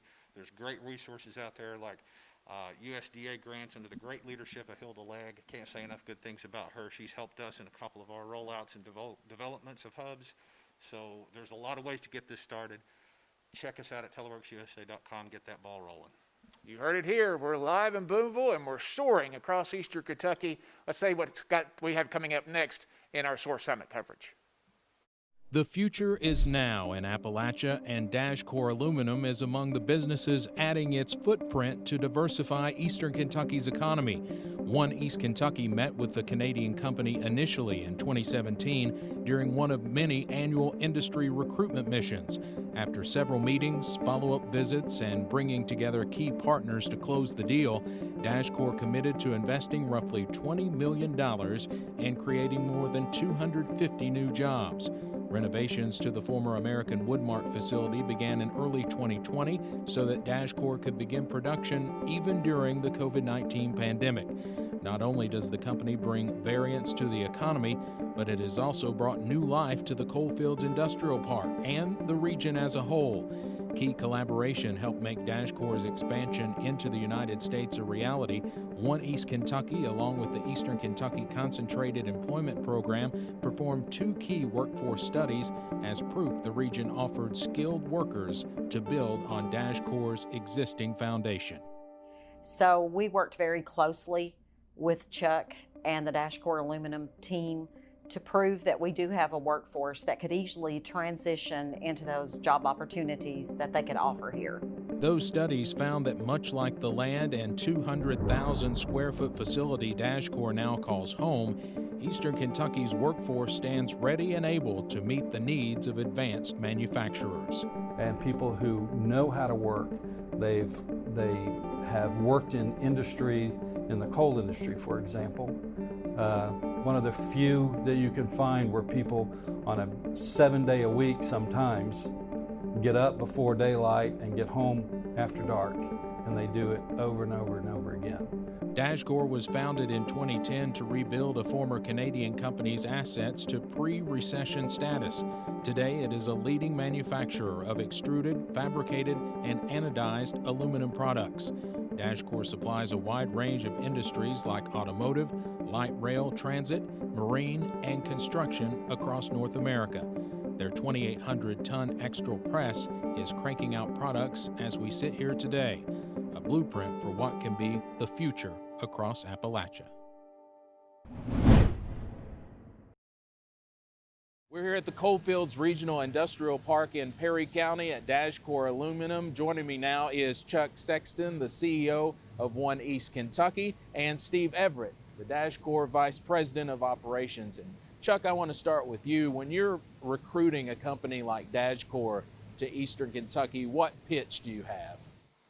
Well, I mean, our primary pitch when we're talking to any company is about our available skilled workforce here in Eastern Kentucky. Over the past 5 years, that's proven to be one of the #1 issues that companies face and one of the things they're looking for a solution to. And that's something we have here in Eastern Kentucky to offer. Steve, tell us about Dashcore and what exactly you do here. We're aluminum extruders. So we supply industry in the light vehicle, office furniture, automotive. We're pretty much in any market that you see aluminum in today. We haven't gotten into aerospace yet, but we're looking at that as well. What made Dashcore decide to locate its first U.S. facility here in Perry County?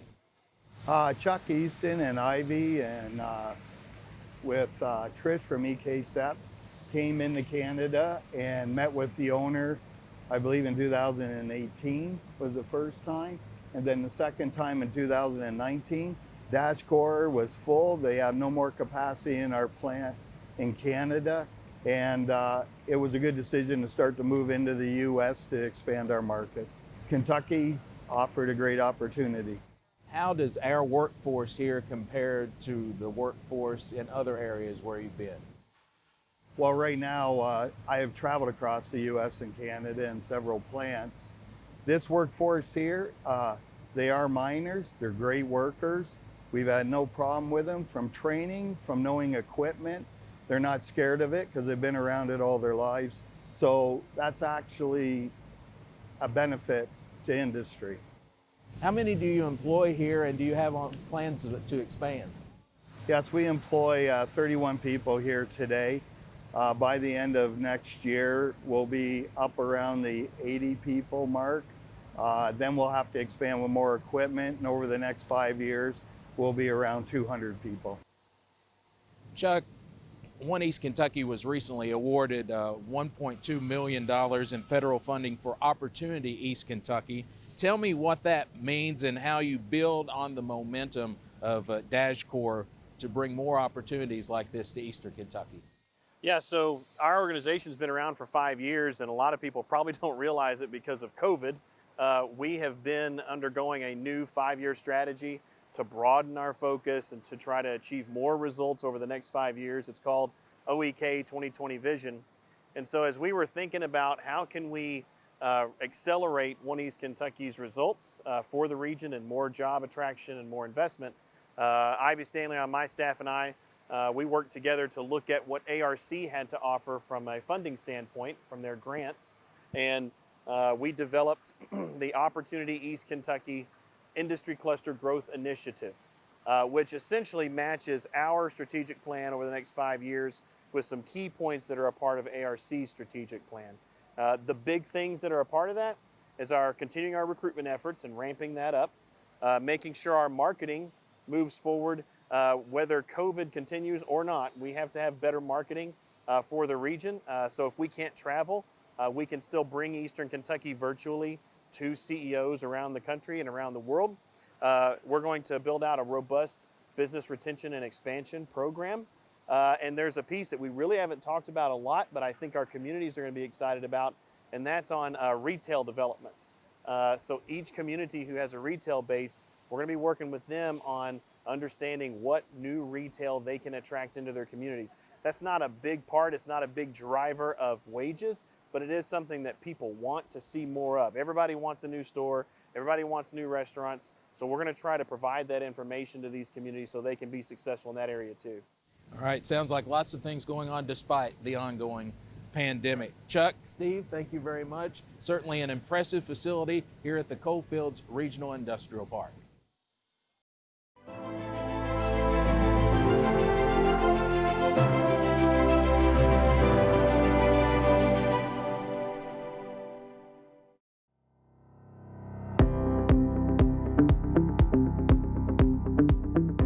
In October of 2018, Congressman Rogers pulled a roundtable together in Moorhead of all the healthcare providers in Eastern Kentucky, along with post-secondary education, all to talk about the workforce needs of the healthcare industry. At the same time that this was happening, the Kentucky State Chamber of Commerce, the Workforce Center, was launching talent pipeline management. So the convergence of those two things happening at the same time was very fortunate for the region. Congressman Hal Rogers charged SOAR with advancing the efforts of the Eastern Kentucky Healthcare Collaborative that he convened. There were an enormous number of employment opportunities in the healthcare industry, and we needed to bring educators, training providers, and employers together to move these efforts forward. SOAR immediately reached out to EKSEP and the Kentucky Chamber Workforce Center as talent pipeline management was taking off in Kentucky for the first time. We convened the Healthcare Collaborative Employers again for the first time in January of 2019 and began these efforts. The Employer Collaborative projected 2 years out, and they said that in the next 2 years, they were gonna need 730 registered nurses. A huge part of talent pipeline management is the convening of the partners. So we began to convene with everyone at the table again, employers and educational partners that they'd identified as those trusted partners in the community who they typically are hiring their registered nurses from. We brought them together and started to have a very real conversation. What are those issues? What are the challenges that these students are facing in these programs if they can't make it through? What we've done now is not just convened the employers, the educators, SOAR and EKSEP, but we've looked for creative solutions to these problems. It's the collaborative effort that is truly what has moved these efforts forward and what is going to continue to do so. There's been a lot of work going on for the last 2 years as we work with talent pipeline management and all the business and industry leaders in healthcare. So we're excited about what this process is teaching us as a Workforce Innovation Board about how we need to change our approach to making sure that people, one, enter that pipeline, but also get the support that they need to stay in the pipeline until they're finished. As PMC continues to grow and add new services and expand the existing services that we have, it was critical to find a pipeline of talent of healthcare professionals, particularly in the registered nursing field. It has been really good to see all these moving parts coming together, from us in the healthcare industry to the institutes of higher education, which will be training these future employees, to EKSEP, which is our workforce agency, the Kentucky Chamber of Commerce, which is with the Talent Pipeline Management Group that gives us all the tools to put it all together, and then of course SOAR, which is the binding factor for it all. Bringing us together has allowed us to establish goals and responsibilities and objectives that we can now put into action. You know, we all realized that we had the same need. We needed to break down the walls. We needed to work together to talk openly about, you know, what our concerns are. You know, looking at the region and the workforce that we had, how could we improve that and how could we grow that and who do we need to work with? So it was eye-opening when we all put our data together. We came up with over 730 needed registered nurses in our region by March of 2021. And one of the things that we realized right from the very beginning is that we needed to work with our educators. Our educators were actually our source to our pipeline for our workforce. But I think they learned very quickly that we were all there for the same reason. We spent a pretty good deal of time brainstorming with educators and just looking, you know, what are the opportunities, what are the barriers? If you don't have a great success rate and maybe passing your NCLEX, what can we do as employers to help those educators? You know, I think our partnership with educators, with other healthcare employers, with SOAR, with EKSEP, I think we're all on the same track. You know, we're looking for pulling people in. We want people to stay here. We want people to know what opportunities they have here. It is of great importance that we work with our citizens to help them enter that pipeline and come out the other end with a career waiting on them. We're excited to be working with all of these local employers with great jobs and our post-secondary institutions to meet this high demand training need that we have in the region.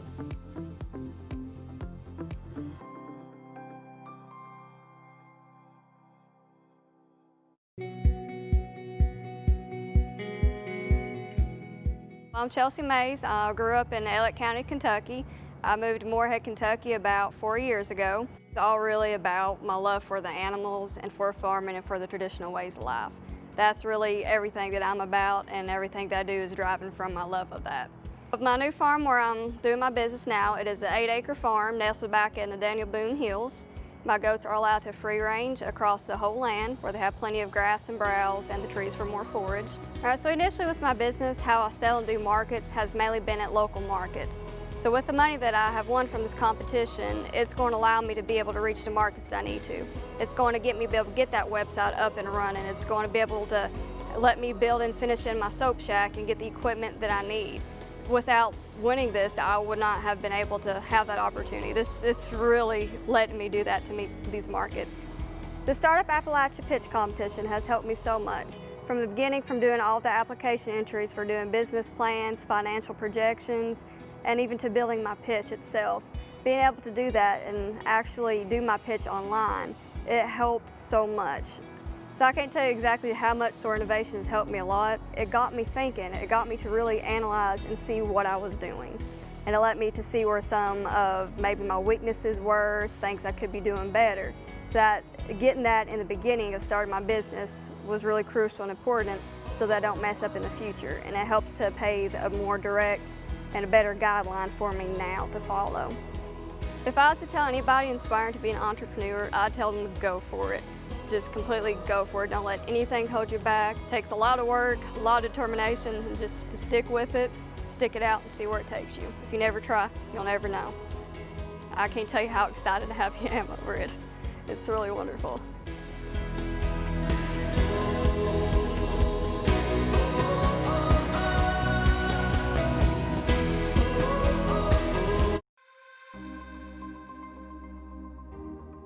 Joining us now is Jonathan Webb. He's App Harvest founder and CEO. So App Harvest is an agricultural tech company that's building some of the largest greenhouses in the U.S., combining conventional ag techniques and technology to grow non-GMO, chemical-free produce. Most U.S. produce comes from the West and Mexico, traveling thousands of miles to get to our plates. There were 4 billion pounds of tomatoes that were imported from Mexico alone last year. We can get to 70% of the U.S. population in a one-day drive.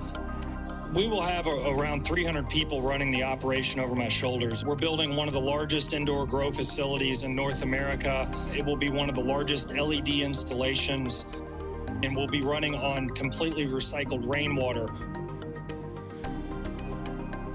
The sensors and lighting allow us to grow with maximum efficiency. We call it controlled environment agriculture because you're controlling the environment inside of the facility. What we have developed for App Harvest is this tracking and tracing system. And we found that with a combination of LED lighting with HPS, we could achieve the best situation. App Harvest has put a big emphasis on the education of these systems. When we talk about resiliency, it's building systems that can withstand climate disruption. I think veer your business toward the future. I just joined a board of a company called App Harvest, which is building gigantic, wonderful vegetable greenhouses in distressed areas. It's good to see a company that's being aware of the impact that they'll have on every little piece of the community. We're going to build farms from the ground up that we can all be proud of.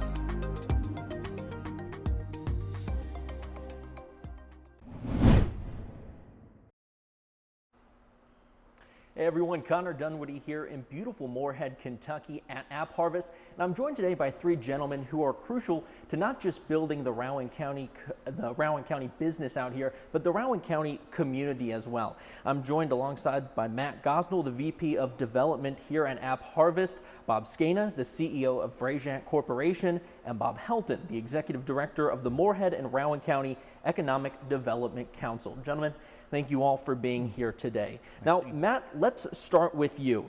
The story of App Harvest and creating a high-tech ag capital here in Appalachia was an idea. It's clearly not an idea anymore from where we're standing.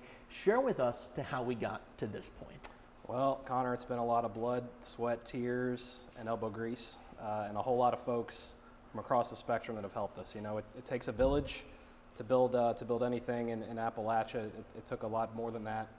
In this case. So it takes folks like Josh Ball and Jared Arnett at SOAR providing an opportunity for different people to come together from across the region. It takes our local officials like Bob Helton working on the ground to make this a reality here in Moorhead. It takes our elected officials in Frankfort understanding what this business could be. So it's been a long few years to get us here, but it's gone by pretty quick, and we've got a lot more to come.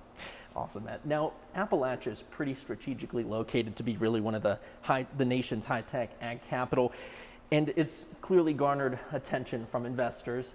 Kind of talk to me about what you share with them and what you see here.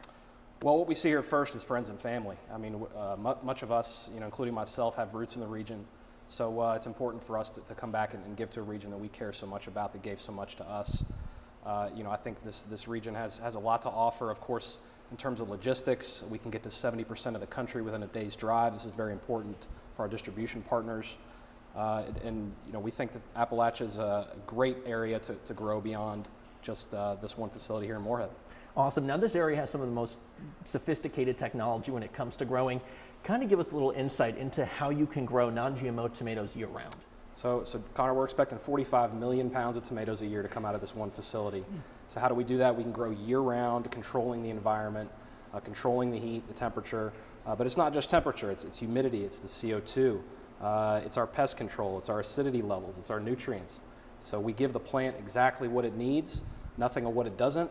And we have people working from across the spectrum in terms of systems engineers, in terms of plant science folks, lots of specialists and technicians to make something like this a reality. Awesome, Matt. Now, with all of these investments in this area, I want to talk to you, Bob, real quick. Sure. Kind of talk about the investments here and what you guys are doing to prepare for future investments. Okay. Well, it's been certainly a very exciting couple of years. No one would have imagined having two major projects come along at exactly the same time. We had App Harvest working, and we had the Independent Stave working on their cooperage project, and I kept watching these track, and literally an announcement came within 2 weeks of each other.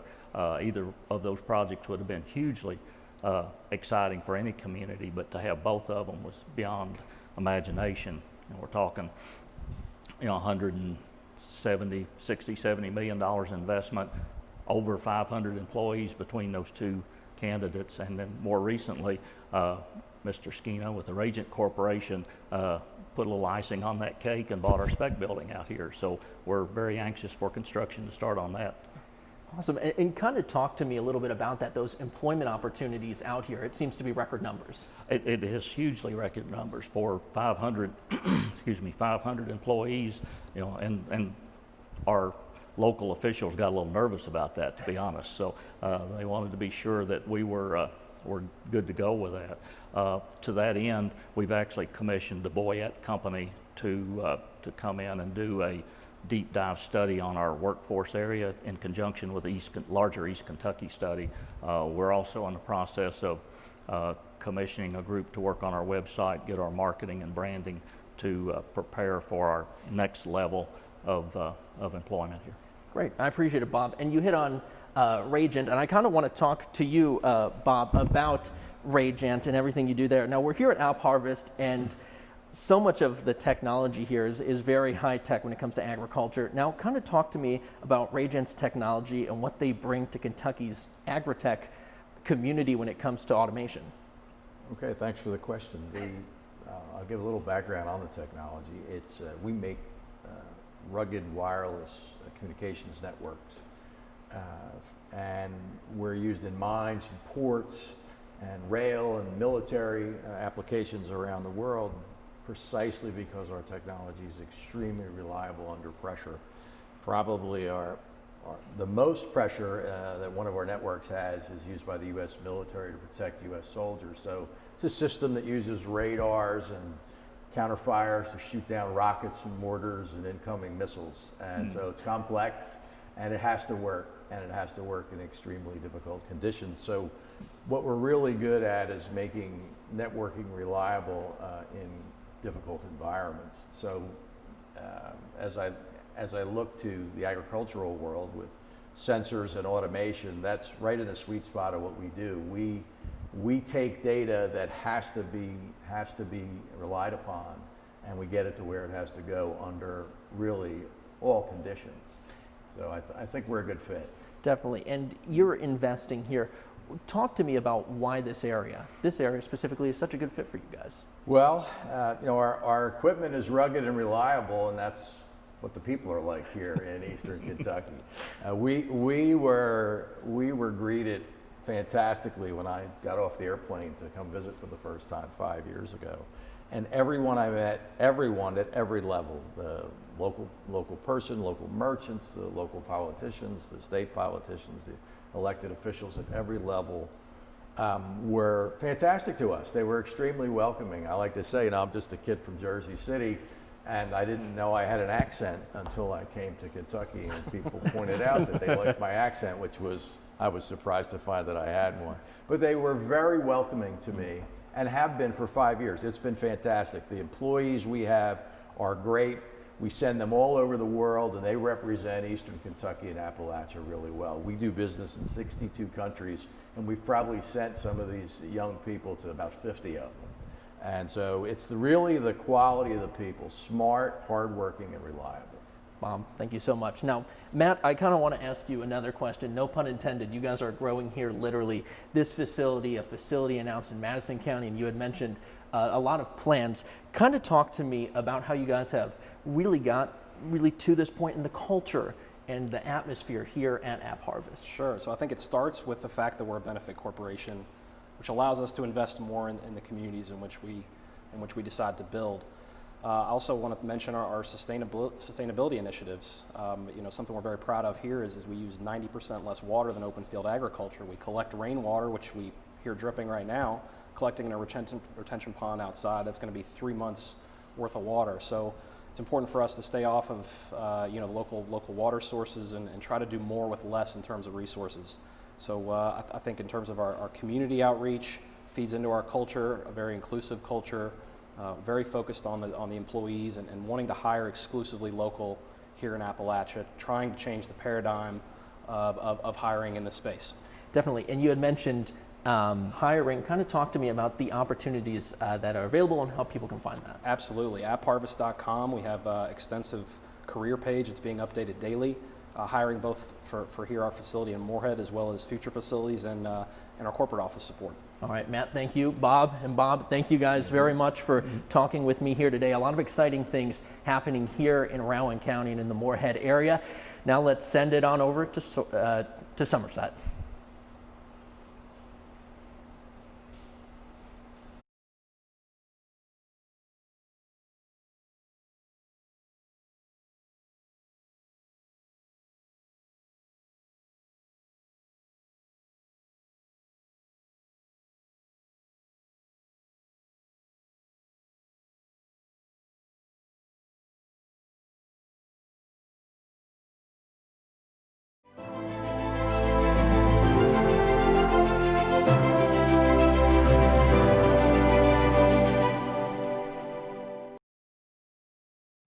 Well, Silicon Holler is coming to life right before our eyes.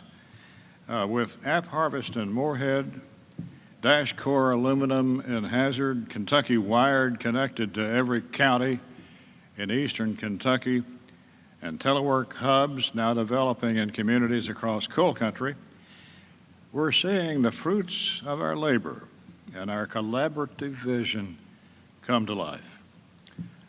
I remember meeting Jonathan Webb at one of the very first SOAR Summits over in Pikeville. His passion for our region and this emerging ag tech concept for AppHarvest was captivating from day one. I applaud the vision of this man and relentless perseverance that he has to bring AppHarvest to life, and I believe it could transform the agriculture industry in our region and even across the country. Those are the big dreams that we need to keep cultivating in our communities, and we need to continue providing the seed funding and support for businesses like AppHarvest, DashCore, and Teleworks to create the jobs we need in eastern Kentucky.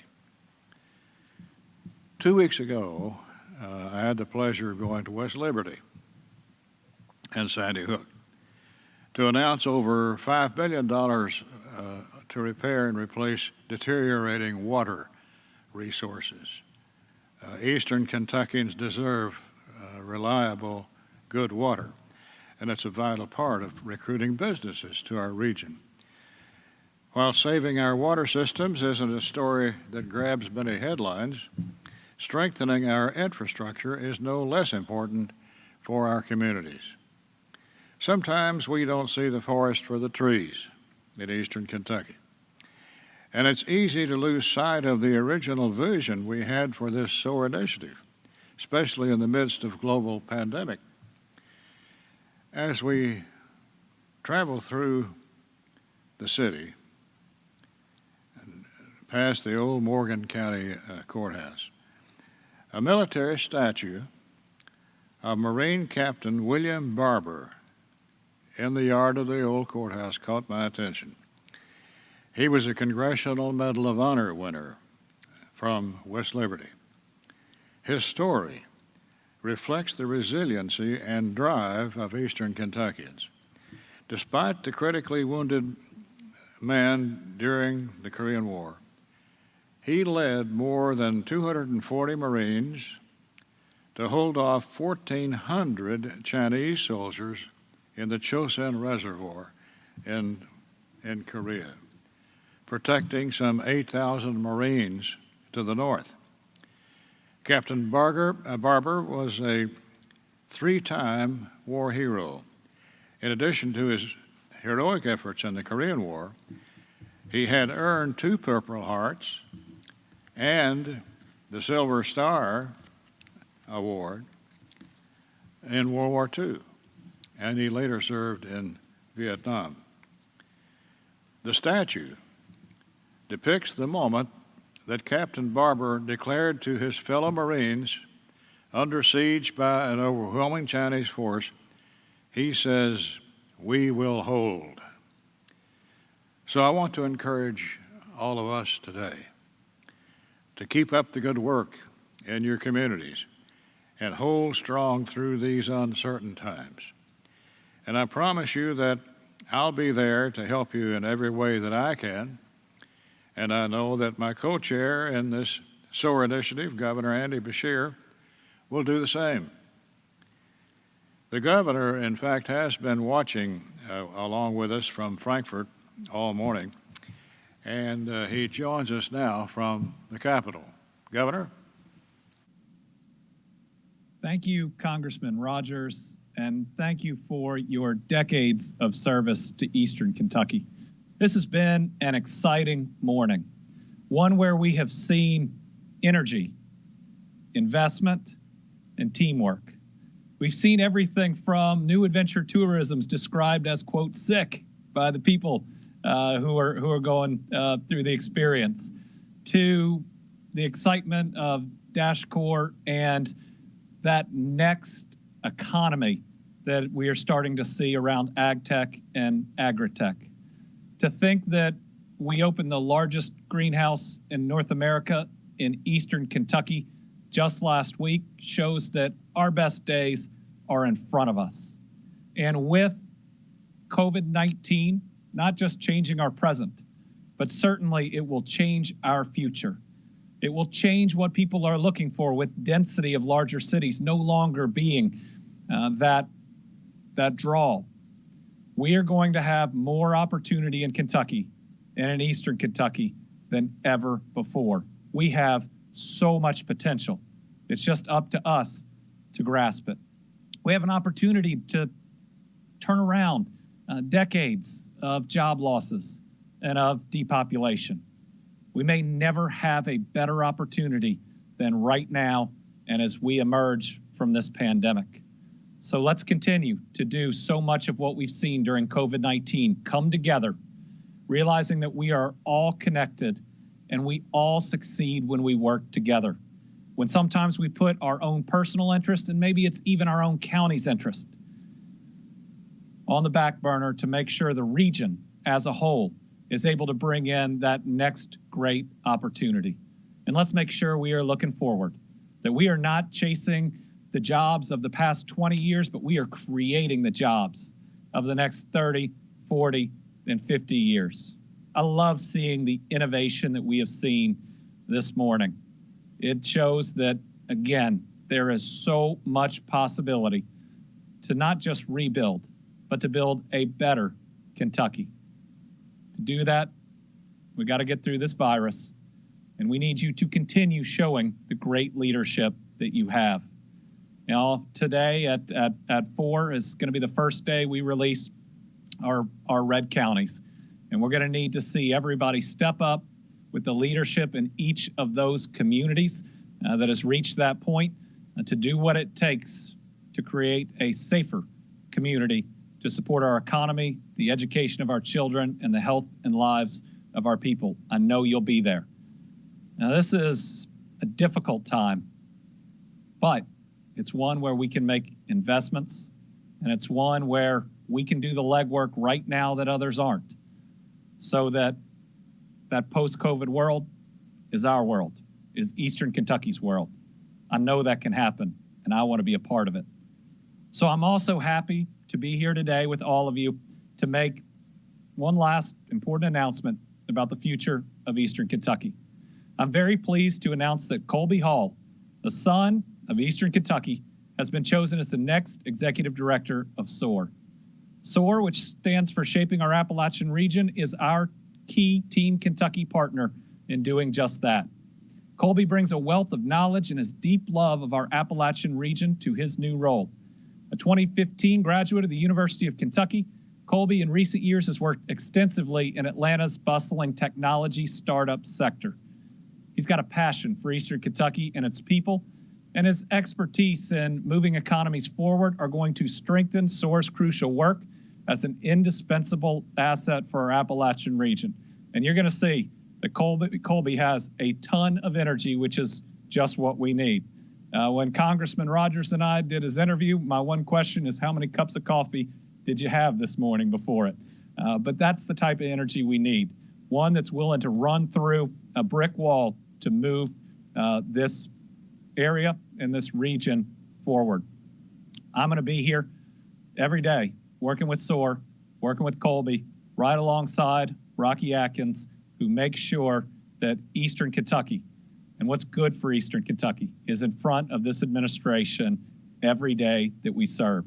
So please join me in welcoming Colby to this exciting new role as leader of this core institution that helps move all of Eastern Kentucky forward. Thank you very much.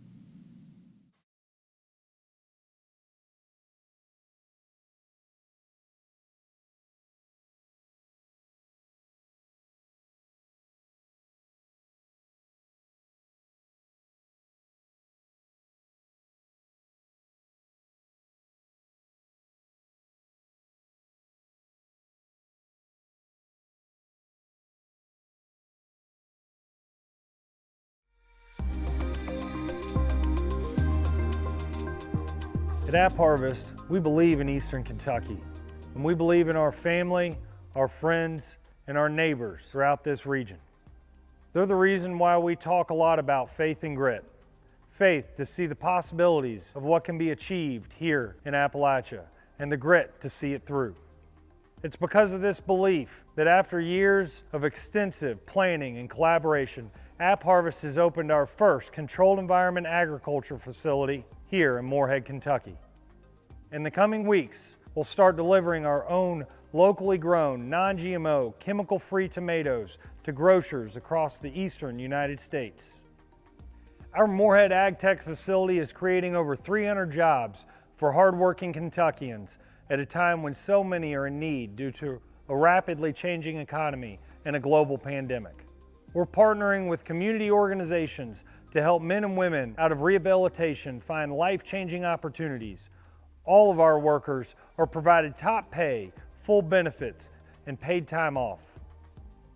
We've done what we set out to and planted the seeds for the country's ag tech capital right here in eastern Kentucky. Thanks to the Kentuckians who trusted us, believed in us, and collaborated with us along the way, including the SOAR community, government officials from both sides of the aisles, nonprofits and academic institutions like UPike and Morehead State University that have taken every step of this journey with us. We've come so far and continue to charge forward. But we're nowhere near done. Even as we look to expand and build more world-class farms, we're also investing in our community as it stands right now. Our Educational Ag Tech Entrepreneurs Program, launched at Shelby Valley High School in Pike County, is expanding to Rowan County High School and beyond in the coming months. That means more Kentucky students will get hands-on experience growing healthy, delicious vegetables and getting excited about the career opportunities in ag tech. Recently, we led an agreement between 17 organizations, including the Commonwealth of Kentucky, the Dutch government, UPike, the University of Kentucky, and others. Our agreement pledges the creation of a state-of-the-art agricultural research facility here in our state. The investment shows just how serious AppHarvest and our global partners are about making Eastern Kentucky America's ag tech hub. This is Farming Now. We know the next phase of AppHarvest will require tenacity, courage, and more hard work. We've seen time and again the strength of this region and the dedication of its people. We've seen your faith and we've seen your grit. Thank you, Kentucky.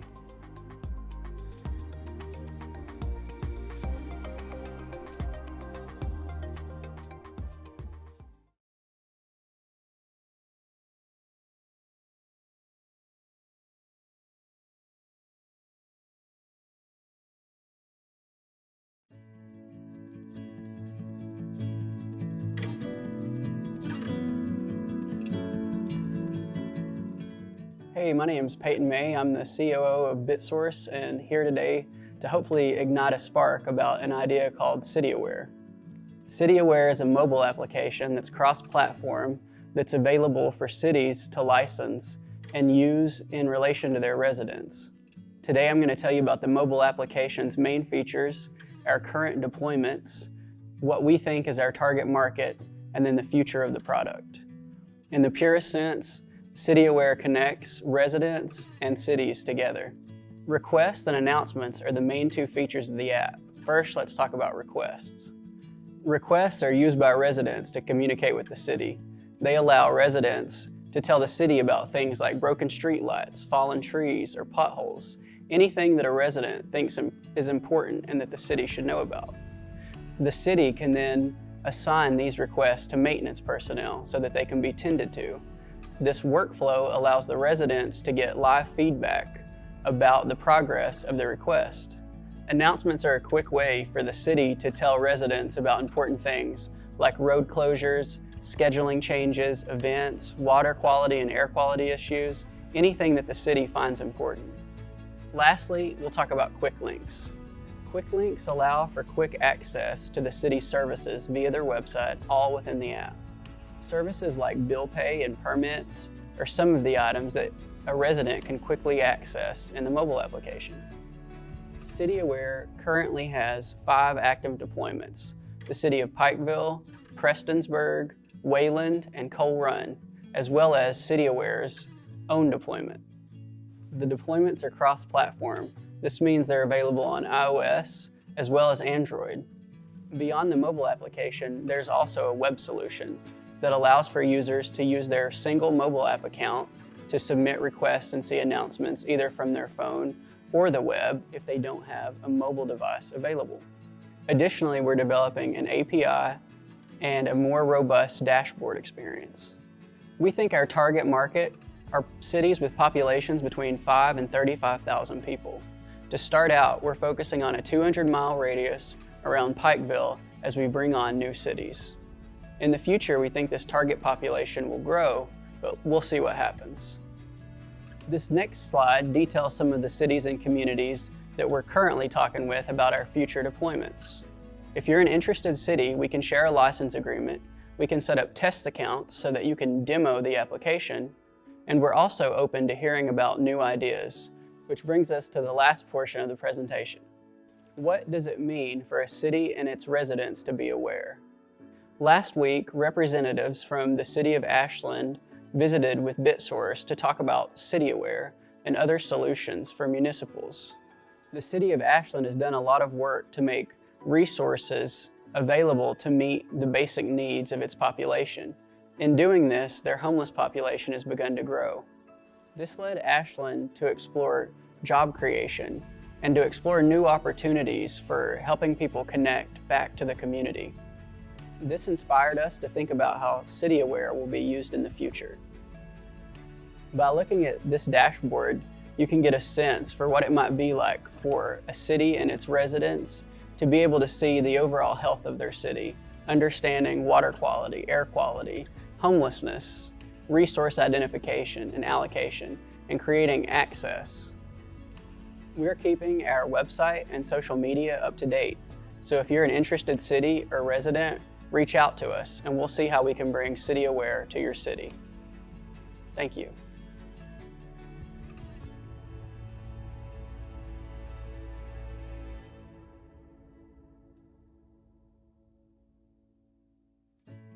The Eastern Kentucky coalfield has experienced out-migration several times since the mid-20th century due to sporadic downturns in the coal industry. And this has caused many to have to leave our region to seek for economic and employment opportunities. Cedar proposes to provide our youth an alternative to having to leave the region to seek these opportunities, and that is by providing them with educational instruction, learning experiences, and preparing them and encouraging them to become innovators and or entrepreneurs.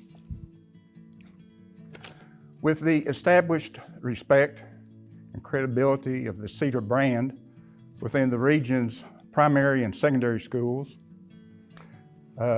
which has been developed over the last 27 years of providing co-education programming, Cedar is in position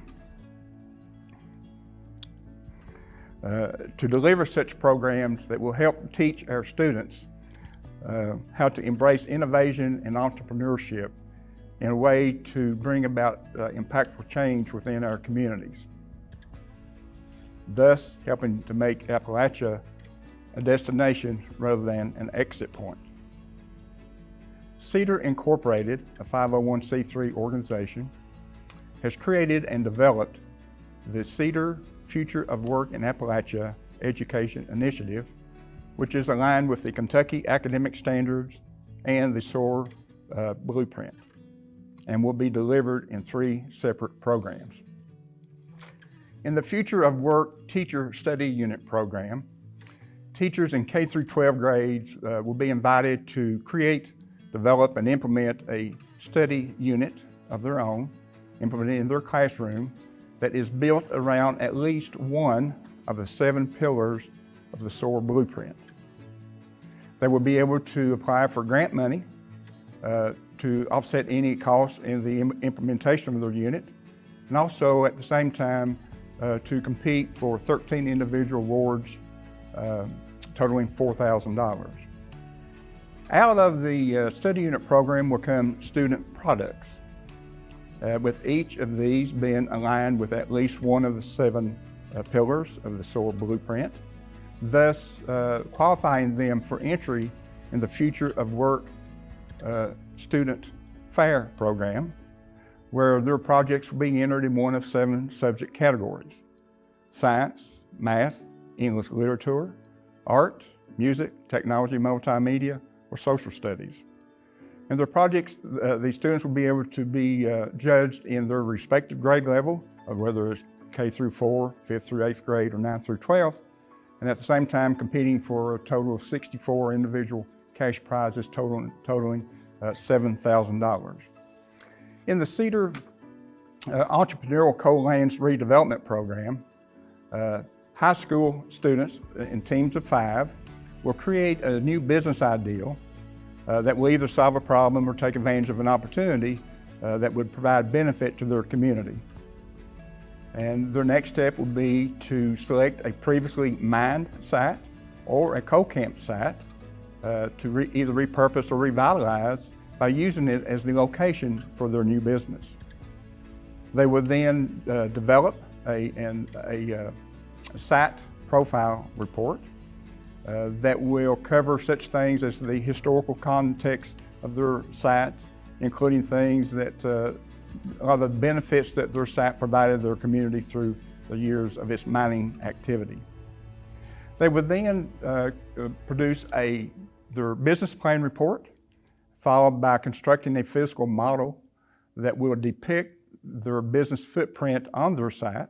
And this model will be used in the regional challenge where they will be competing for $11,250 in cash prizes.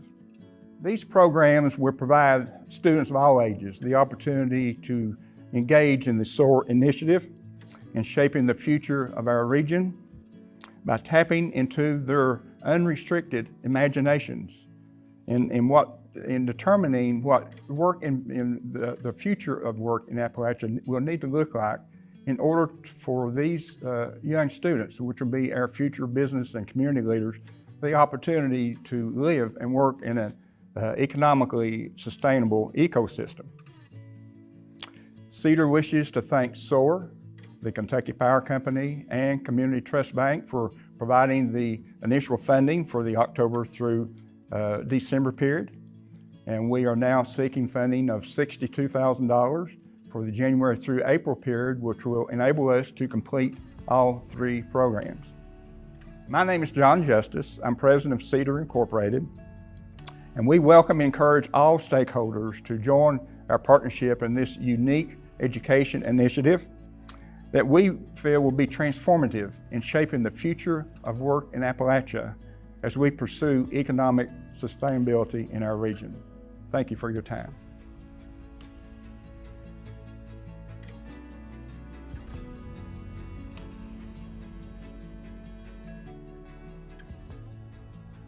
Hi, I'm Rachel Hoover. I'm the Director of Career Services for the East Region at Goodwill Industries of Kentucky. I wanted to just share a little bit about the Goodwill programs that we have available for you. At Goodwill Industries of Kentucky, our mission is to impact poverty through the power of work. And we've done that in several different ways in our communities. One of our programs is Goodwill Works. And we work with local employers, we work with community partners to help get people into placements in the communities and to also help them move up and advance in their careers and really find a better way of life for themselves. Also, Goodwill programs in Eastern Kentucky, we also have available the WIPA program, which is a program that's available for people who have Social Security or Social Security disability insurance to help them understand their benefits in terms of if they are interested in going back to work and how working will affect those benefits. We also have the CSEP program available in Eastern Kentucky, which is an older worker training program. And seeing the need in the communities and around Kentucky, Goodwill saw the need for a reentry program. And through that, RISE was developed. RISE is intended originally to serve those who have been justice involved and had substance use issues in the past, to gain some community resources, some training, and really get back into the workforce and the community. RISE is a 2-week virtual program that encompasses financial education, digital literacy, health and nutrition, mental health awareness, and career aspects. So we cover things like soft skills, we do vision boarding activities. There are some work certifications that go along in RISE. Overall, we're connecting people to resources in their communities that are going to help them get back on their feet and get back into the workforce.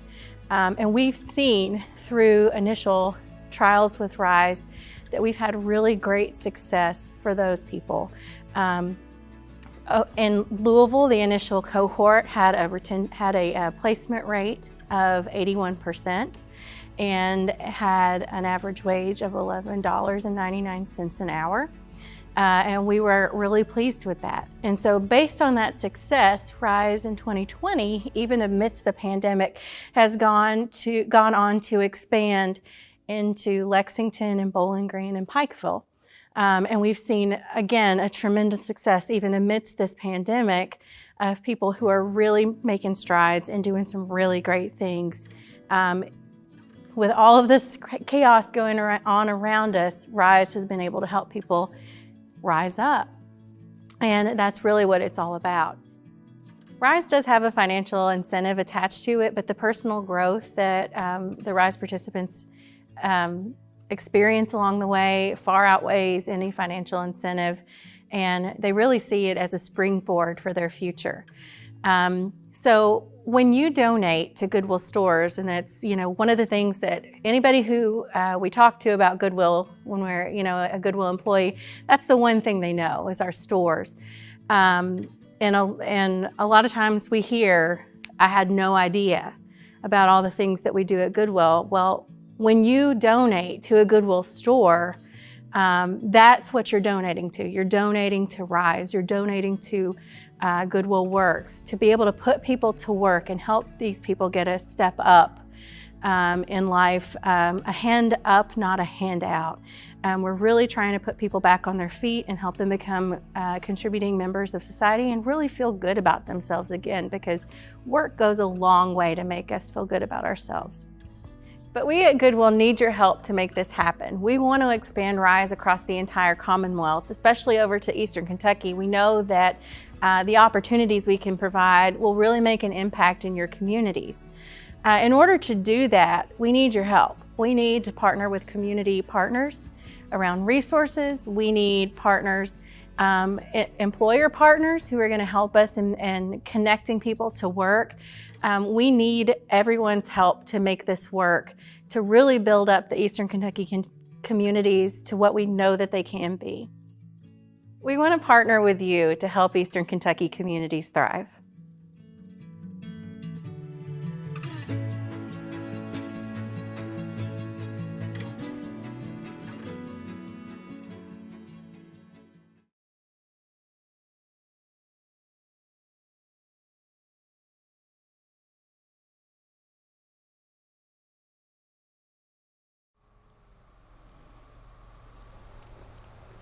It's just cool. It's a good feeling to be able to provide food out to folks in the community and to be creating something, be creating a new business here in the mountains by doing that.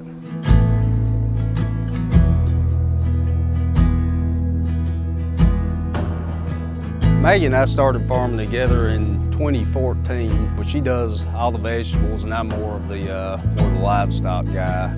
When we first started, Will and I started farming together, raising vegetables and meat as a joint operation. There weren't very many farmers markets in Eastern Kentucky, and at that time, the ones that were happening were a lot less consistent than they are today. And we thought about how we would want to sell our vegetables and all of our products together, and we came up with the idea of selling things through an online store so people could buy as much or as little as they want every week. And we now sell to a few restaurants. We also do a more traditional CSA program where people give us an upfront amount of money, and then we make a subscription package of our choice of vegetables for them every week. And we also do the online store where people can do individual vegetables and individual cuts of meat every week. And that has really been wonderful for us. It's given us a lot of research, knowing what customers like, what they don't like, and we've evolved through the years by having some brainstorming sessions and feedback with our customers, so that we now do offer a more traditional CSA because people asked for that, while we still keep the online store for people that want more control over what they're eating. From my standpoint, and just speaking to kind of our experience with what we've been doing, one of the biggest innovations I feel like we've done is really how we're marketing, really thinking about how do we get food to our customers here in Appalachia, here in the mountains, where we don't have a lot of big towns, close to where we're at certainly. So really just figuring out how we can get the food out to folks. So all the logistics around actually getting it to them 12 months out of the year, so ensuring that they're able to get farm fresh food throughout the year, and we're able to maintain a business throughout the year. We're also trying a lot of new innovative vegetable growing techniques in our vegetable farm. We only are raising about 2 acres of vegetables, so we're really trying to do intensive, small-scale production on a very small acreage by using permanent bed systems that we are trying to move more towards minimum tillage techniques and some really innovative weed mitigation practices with using landscape fabric and tarping and flame weeding to keep our weeds down and grow everything very tight together to maximize our space, as well as season extensions with our high tunnels, so we can be producing vegetables 12 months of the year along with our meat production. I grew up on a certified organic farm. We're growing everything organically, but our small scale and practices are very different from their larger scale. So I think there's a lot of innovative techniques that can be really adapted to growing on small scales in the mountains for farms. It's been really interesting to me just to learn about this and just to be involved with it. And we have been growing every year, and I now see some more farms, especially after COVID, starting to go to an online store model. So I think that there is a lot of opportunity selling online.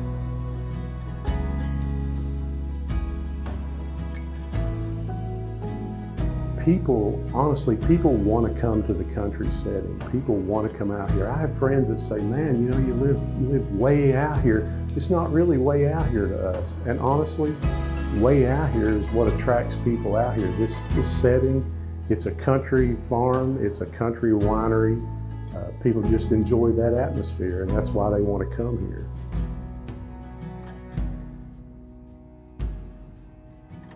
Yeah, my name is Keith Moore, and I'm the owner of Savage Farms Winery.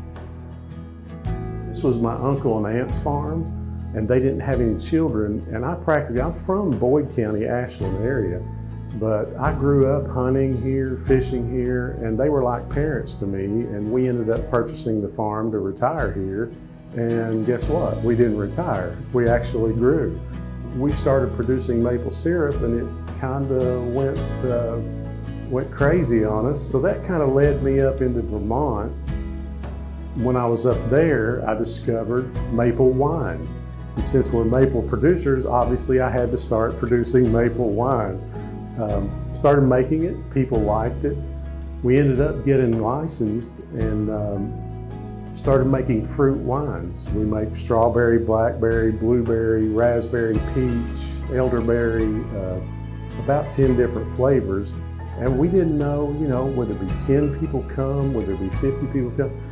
I don't know how many people came, but we sold hundreds of bottles of wine that day and glasses of wine, and kind of taught people how to drink wine, you know, how to put frozen fruits in it and keep it cool and things to do with it. But lots of people came and wanted to taste it, and once they tasted it, they really enjoyed it and bought a lot of it. But things are changing. People are wanting change. And this winery has incorporated some change in Lawrence County and hopefully Eastern Kentucky.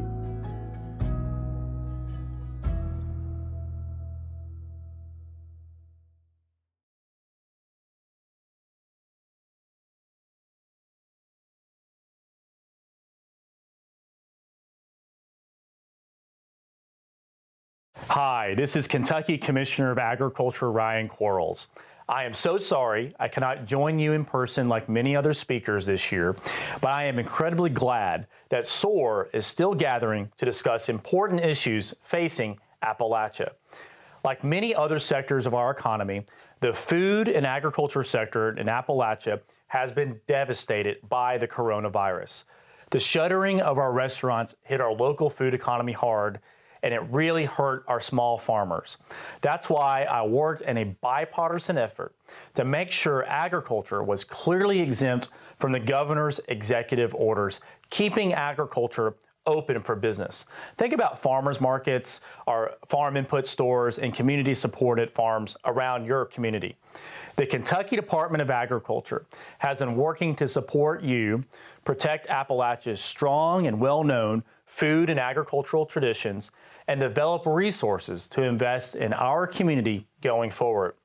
We are continuing to work hard to find new ways to support you and your community during these trying times. But you know what? When there's so many reasons to feel down right now, I think we all could use some good news. As you know, the Kentucky Department of Agriculture rolled out the Appalachia Proud brand as a component of Kentucky Proud several years ago. When I came into office, my team immediately began discussing ways to improve this program with our friends from the SOAR region. Last year, we added 17 counties who were eligible to use the brand, and it aligned it with the traditional definitions of Appalachia recognized by SOAR and ARC. But still, we needed to take an additional step after hearing feedback from friends and folks in the area. That's why today, I am excited to announce we're rolling out a brand new Appalachia Proud logo for Eastern Kentucky. This new logo better represents the landscape of Appalachia, the unique culture, and fiercely independent spirit of the region. It is much better than the old logo, and we are immediately rolling it out during the SOAR conference. Check it out. Agriculture can and will generate additional economic activity in the area at every level, from our small family farms to our farmers markets. I hope that you know you have a partner in me at the Kentucky Department of Agriculture. And as we approach this holiday season, please help support a local farm, buy Kentucky Proud, and let's make sure we are our brother's keeper.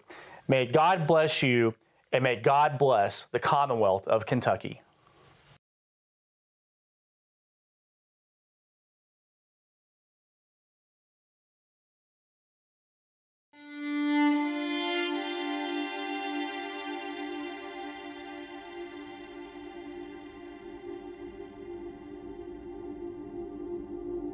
I didn't know if I was going to make it.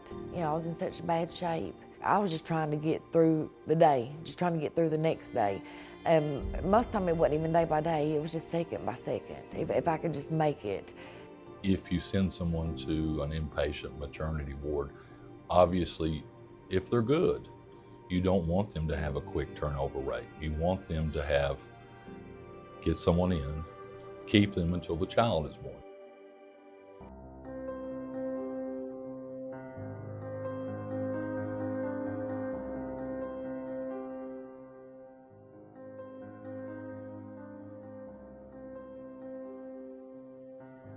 We just had such a large number of warrants. I think the first year we were in office, my deputy served 1,500 plus warrants. We quickly exploded and had actually made it up to 145 is what I last remember documenting of inmates that we had inside the jail. We had 145 inmates. We were picking people up on a no tag, no insurance, seatbelt, a traffic ticket violation, bench warrant for missing court, and they would have meth in their possession, so they would catch a felony. We're in an epidemic of meth, and that's what we see mostly here. Realized that all of our efforts that we were generating towards that had produced little results, that our problem remained the same or it kept getting worse.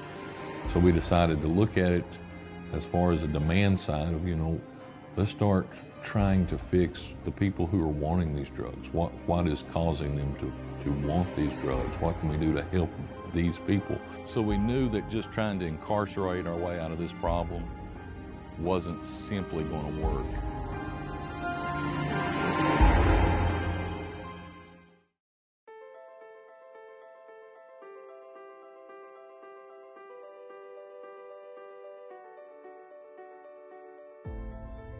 Last year we got 262 people into treatment from the Letcher District Court, working with a lot of other different groups and organizations.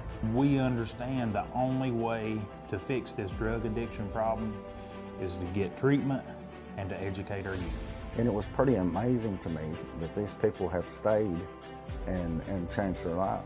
And, you know, that's something that I hadn't seen before you know, it's such a positive thing.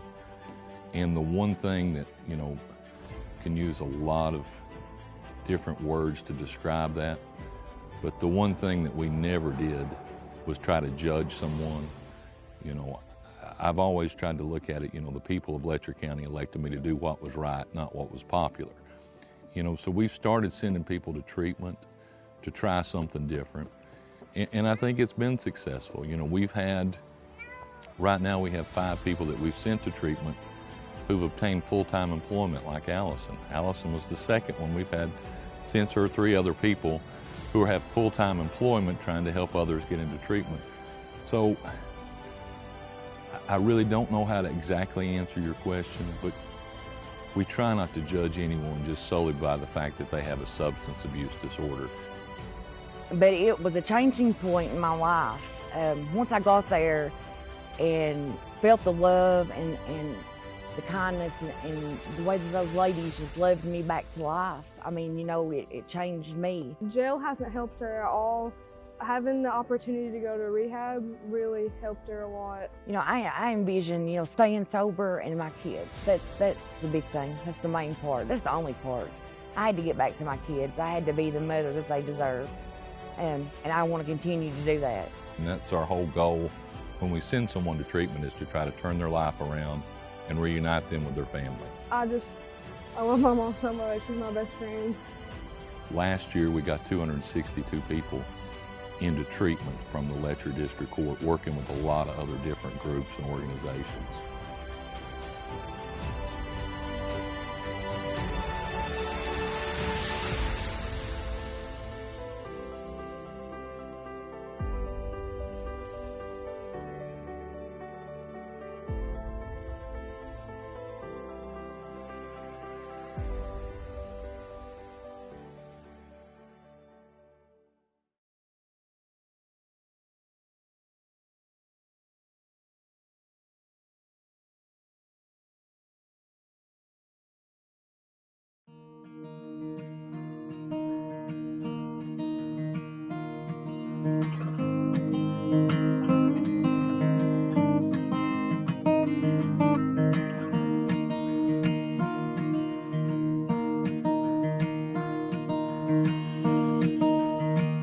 In 2017, I was working as a nurse, and I had the opportunity to purchase a screen print company that had gone out of business. And it was something that I had done in high school, and I'd actually worked for this business when I was in high school, and it was something that I always kind of thought I wanted to mess around with, to play around with, more as a hobby than anything. We started the company in September of 2017. Then we opened our first retail storefront in downtown Hazard here in 2018. When we started, we were solely online. Everything that we did was through social media. It was through, you know, the digital platform. And it really is what launched the brand to a national base, so to speak. And it really continues to this day, being the majority of the sales and the products and stuff that we do is still online. Probably 90% of the marketing that we do is just social media posts and shares. And I think in July, we surpassed the 2 million mark of how many people we've reached in 2020. We have shipped to 44 states and 7 different countries. Our slogan, our tagline has been, "Don't be average, be Appalachian." The community here, Eastern Kentucky, this whole demographic, they really love what we're doing, and they see the benefit in what we're trying to do and how we're trying to promote that positive narrative of Appalachia. Most of the media, most of the national attention that this region gets has always been a negative, condescending kind of view of what you're going to see, of the poverty, of the drugs, of the uneducated, things like that, and that's not what Appalachia is. That's not at all what we are here. You know, Appalachian artists are some of the most talented, amazing artists that you'll find anywhere, but they don't necessarily get the exposure that other types of art, so to speak, would get. So when I started thinking of ideas of what I could do, I really wanted to highlight the local artists and their artwork on something that you could wear that could be, you know, seen all over the world essentially. It's one of those things where not only do we give the community and give other artists a chance to be featured on what we're doing, we're paying those artists for their designs, and then we're also using that and leveraging that to see what kind of designs people are responding to, so in the future we know what design, what style, things like that to build off of.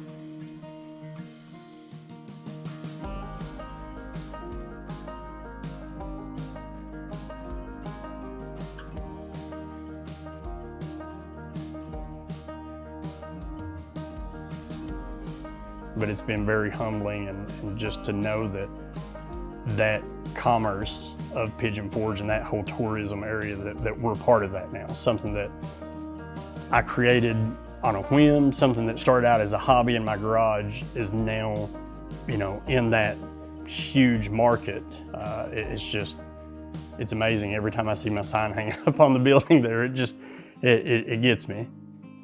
Hazard will still be our main headquarters, our hub, our production area. Everything is still going to be made right here in Hazard. Actually, everything we sell in the store in Pigeon Forge is made here or made by people around here. We have a local candle maker, we have a couple local soap makers, lotions, jewelry, knives. So we're using that exposure that we have in such a large market to bring exposure to other local artisans and small businesses around here that are trying to do something. My purpose has always been with this company to inspire others and inspire growth and inspire positivity. I encourage people, no matter what it is, no matter where you're from, what you're trying to do, like, go for it. Because, I mean, at the end of the day, it's not going to happen if you don't.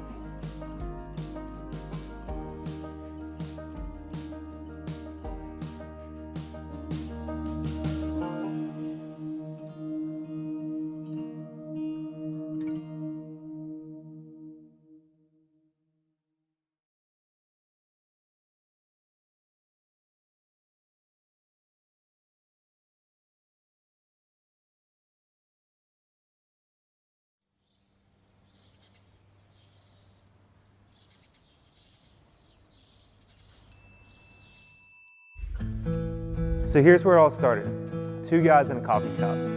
I just moved back to the area with my wife, who's from here, but I'd been here for college and had been here before, but I had this perception of our area. See, I come from a family that was displaced from a lack of opportunity, jobs, leaving the area, and I actually grew up around a lot of people from Eastern Kentucky, but in Southern Ohio. And so growing up in Appalachia, you become really attached to the people here. It's almost like family. But there was one thing that always bugged me, and there was always kind of a stigma of not really wanting to see growth or change.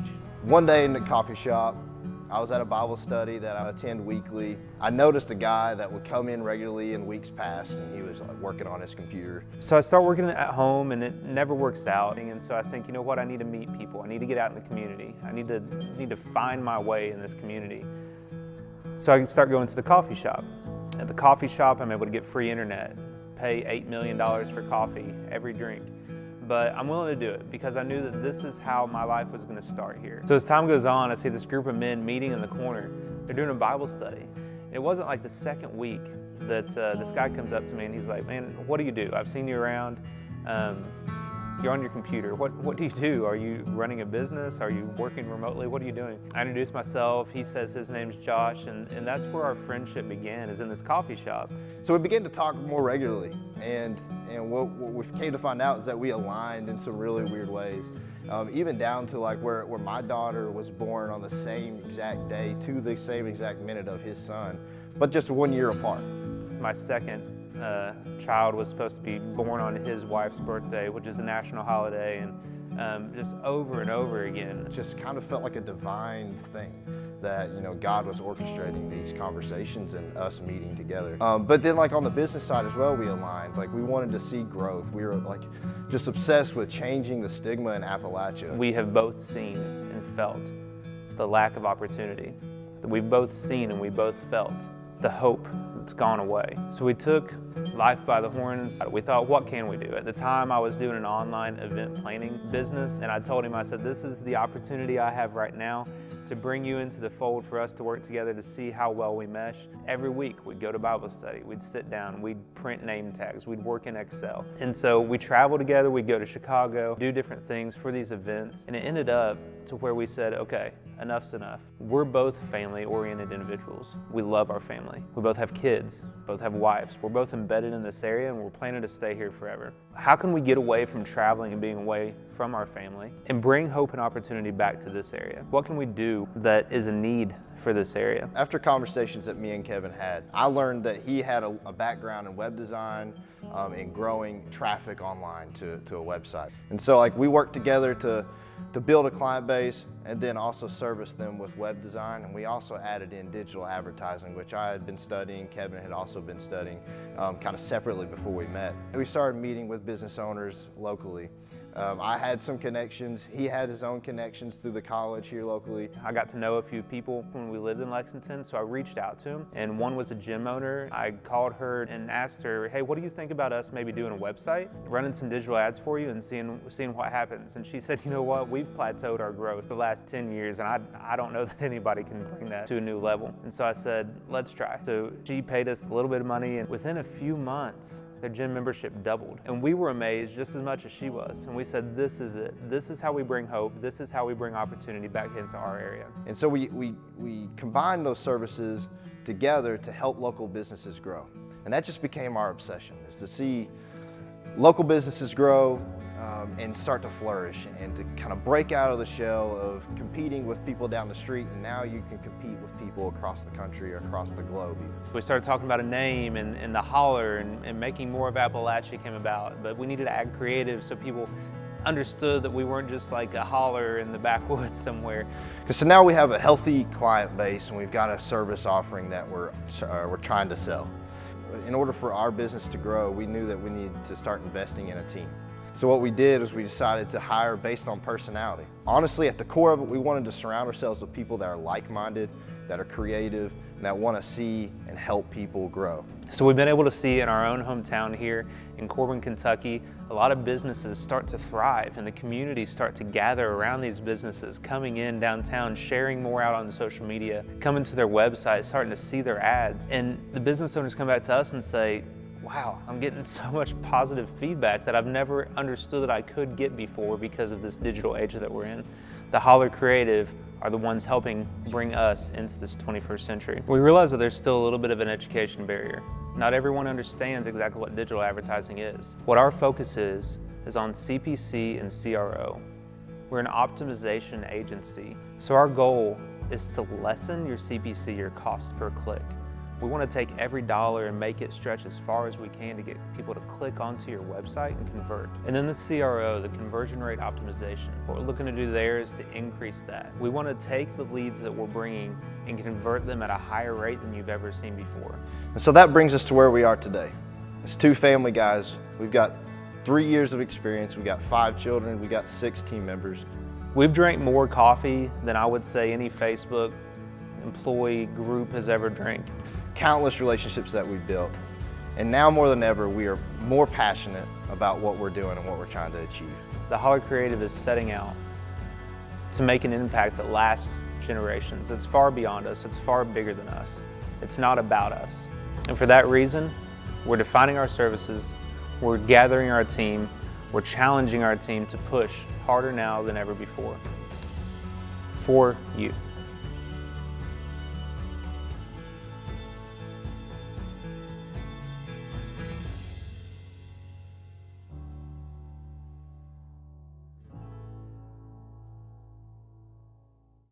Good afternoon and welcome to Carf Auditorium here at UK Healthcare in Lexington. I'm sorry I can't be there in person with you today, but I think with social distancing, hopefully we all understand. But again, I want to thank you for including us as a part of the SOAR Summit. It's great for us to be a sponsor, and we've been able to see all the great things today that are happening and all the things coming together to make and drive Appalachia and all the things around it to the very best place to make a difference in the lives of all Kentuckians. And that's what I want to talk to you a little bit about today. I want to talk to you about leadership and resiliency in difficult times. And I will show you the first slide that you see here. I want to say we don't get this close to Kentucky during the pandemic, but I wanted to show you this is about our patients and our people. And to give you a little bit of a background on kind of who we are and what we want to do or how we want to make a difference. If you look at UK healthcare, we're about a 1,000-bed hospital that can grow to 1,300 patients during our pandemic with our emergency capacity. We're a unique academic medical center with a number of different research capabilities, more than 42,000 discharges a year. And again, on the academic side, we're growing very well. Again, more than doubling our NIH funding in our College of Medicine over the last 3 years. So we're a very proud place.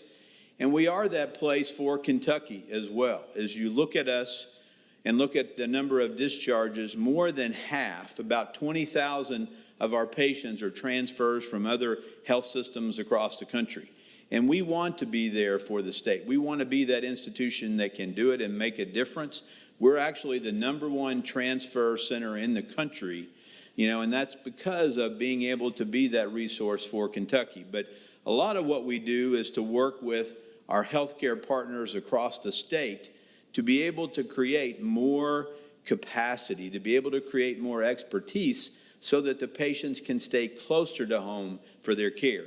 If you look again at across the different parts of the state, what you'll see is different areas in the state where we have different affiliates, whether that's cancer affiliates, heart affiliates, stroke affiliates, and also where we are adding additional, again, educational facilities in northern Kentucky and on the Bowling Green campus to increase the number of physicians in training, the physicians that are going to be available for the state of Kentucky.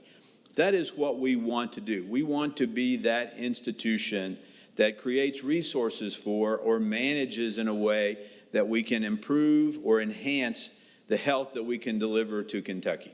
So we're excited about that and excited to talk with you today about our continued role and our ability to respond in a crisis. If you look at this year, I've described the 2020 to our board as a roller coaster. And if we start early in the year, one of the things you see is that we were moving along well with a new strategic plan, a new electronic health record. We did have a little bit of a dip with a cyber attack moving forward, and then COVID came about. And you'll see that we received the first COVID case in the state. But then on down, what we started to see was that elective procedures were ceased and that we not only had a COVID issue, but we had a financial issue that we had to recover from as we start to move back up, as we start to look forward. And as we think about responding to a crisis, as we think about the different components of that, one of the key things that I think is important early on is to be able to think about the preparedness. We had disaster plans. We had surge plans in place that we could bring together and understand how we were going to respond. And we put the patient at the center. How could we provide and work with people across the state to provide that very best care? And I think that preparedness, that centeredness on what you're trying to achieve is really important during a crisis. The second thing is that people need to understand and see transparent data because that explains to them why we're making the changes or the things that we have to do to try to improve or to make a difference. And I think that's a key as we were trying to do. I think that was one of the strong early things we did because we were able to use some of our own analytics to say, what is the probability of what we're going to see and where we're going to go? The other thing is communication has to be constant. We're not through this. We're continuing to go. And I learned that last Friday. We send out 3 times a week, we send out a communication from me to all of our staff, all of our physicians, to kind of give them an idea of where we are and to give them tips on how to get through from a day to day, as well as reminders about importance. This one on last Friday went out several hours late because of some issues. And we got hundreds of calls because people were worried. What was happening? Was there something I didn't want to tell people? And it was just a little bit of a glitch and delay, but it shows the importance of people having that, again, that communication and that comfort, if you will, about knowing and having the information in front of them and knowing the direction that we're going, knowing what we're going to do or how we're going to respond. The other part, support and invest in your people and celebrate our heroes. If you go out in front, you'll see the big banner that says heroes work here. This is a long-term emergency. And that sounds odd, but that's kind of what it is. It is a situation where every day your staff are put in a situation where they're at risk. They're put in a situation where they could potentially put their families at risk. And so how do you, again, take care of the patients, but it's about your patients and your people. And again, recognizing them and supporting them and being out there is key. I think innovation, and you're going to see some of the things that we're doing here to innovate and to help people not only locally, to help our own people, but help people across the state. We have to work in a crisis. You have to work smarter and not harder. There is going to be, in things like this, there is going to be staffing issues. There's going to be difficulties because even with everything that we do, we will have people that go into the community and become ill.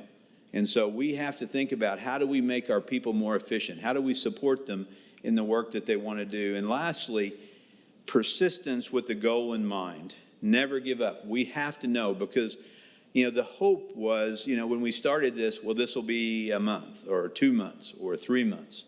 And now it's only been 7, but it still seems like that we've been in this mode for a long time. How do we support them? How do we give them the day-to-day information and support to keep them resilient despite the fact that this has not been as short-term as we might have hoped? I want to take you back a little bit. This was March 7th.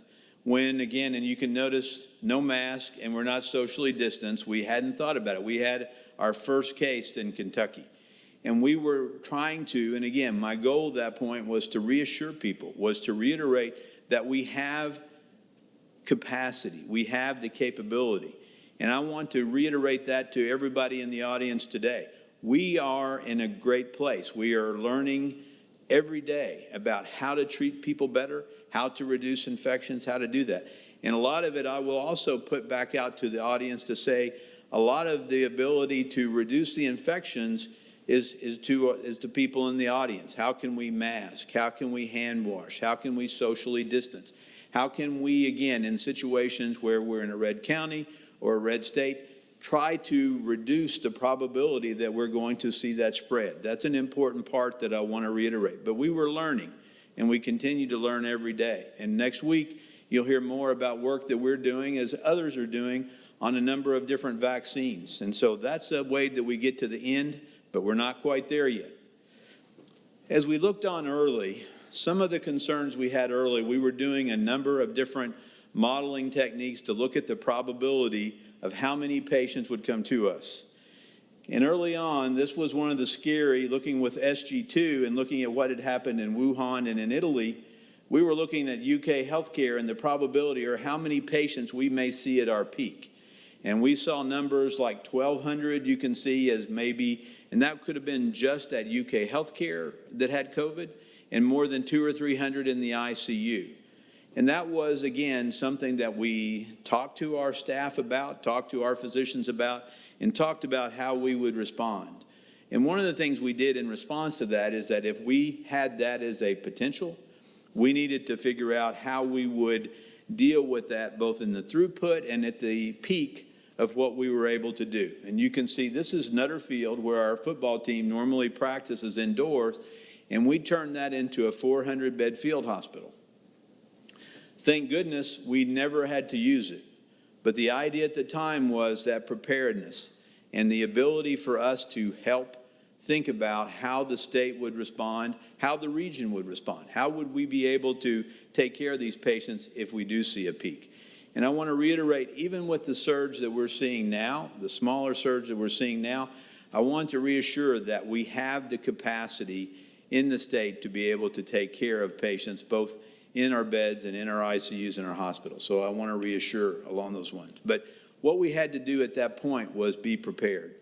The second thing is that we had to create this kind of communication both across our hospitals and across our region to understand what we could do or how we could work with each other to make things work. You can see this is the Regional Operations Center for Kentucky, or what we call the ROC. This was the ability to create a single number where if a smaller hospital or a hospital in our region had the difficulty, that they could call that single number and we would help them get their patients transferred to an appropriate level of care, because you can see we'd have the bed information and the bed numbers from multiple hospitals and the larger hospitals in the region. You know, again, we're getting ready to potentially reopen that again because we see and feel the need that we have across the state to be able to feel comfortable, to know that you have that place to send the patient when the need is great. And so that's a key thing, is we want to be that resource to help you get things done.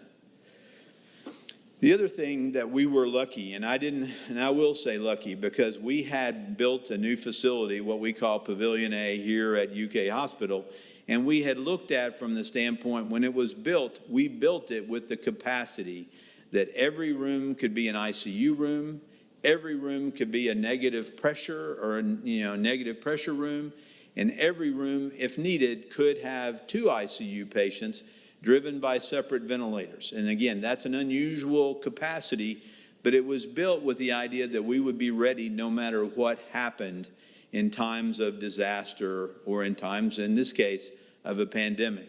And as you can look, where we go at each level is that we would potentially adjust and increase our capability to take care of COVID patients as those numbers increase. Now, that does mean that we move people from one area to another, and right now, we're here at level 2. We have about 48 patients in UK healthcare that are COVID positive. And I want to reiterate, that is a low level, but it is still, again, higher than we have been before. So we adjust and we manage and we do the things we need to do to be able to take care of that. Now, to deal with this from a resiliency and make people comfortable, one of the key things that we did back at the beginning is we set up plans for how we would deal with an enterprise preparedness. Because when COVID came in and we reduced our volumes, we had the opportunity to prepare. We had the opportunity to potentially set up people. If you can look on this if you can look on the far side over here, the redeployment phases, as we would go up, we would redeploy our employees and our healthcare workers to be able to do things that were important for us to take care of more COVID patients. But it's like back when I was in the military. I was primarily a cardiac anesthesiologist, but in an emergency, I was a hospital commander running a mobility hospital.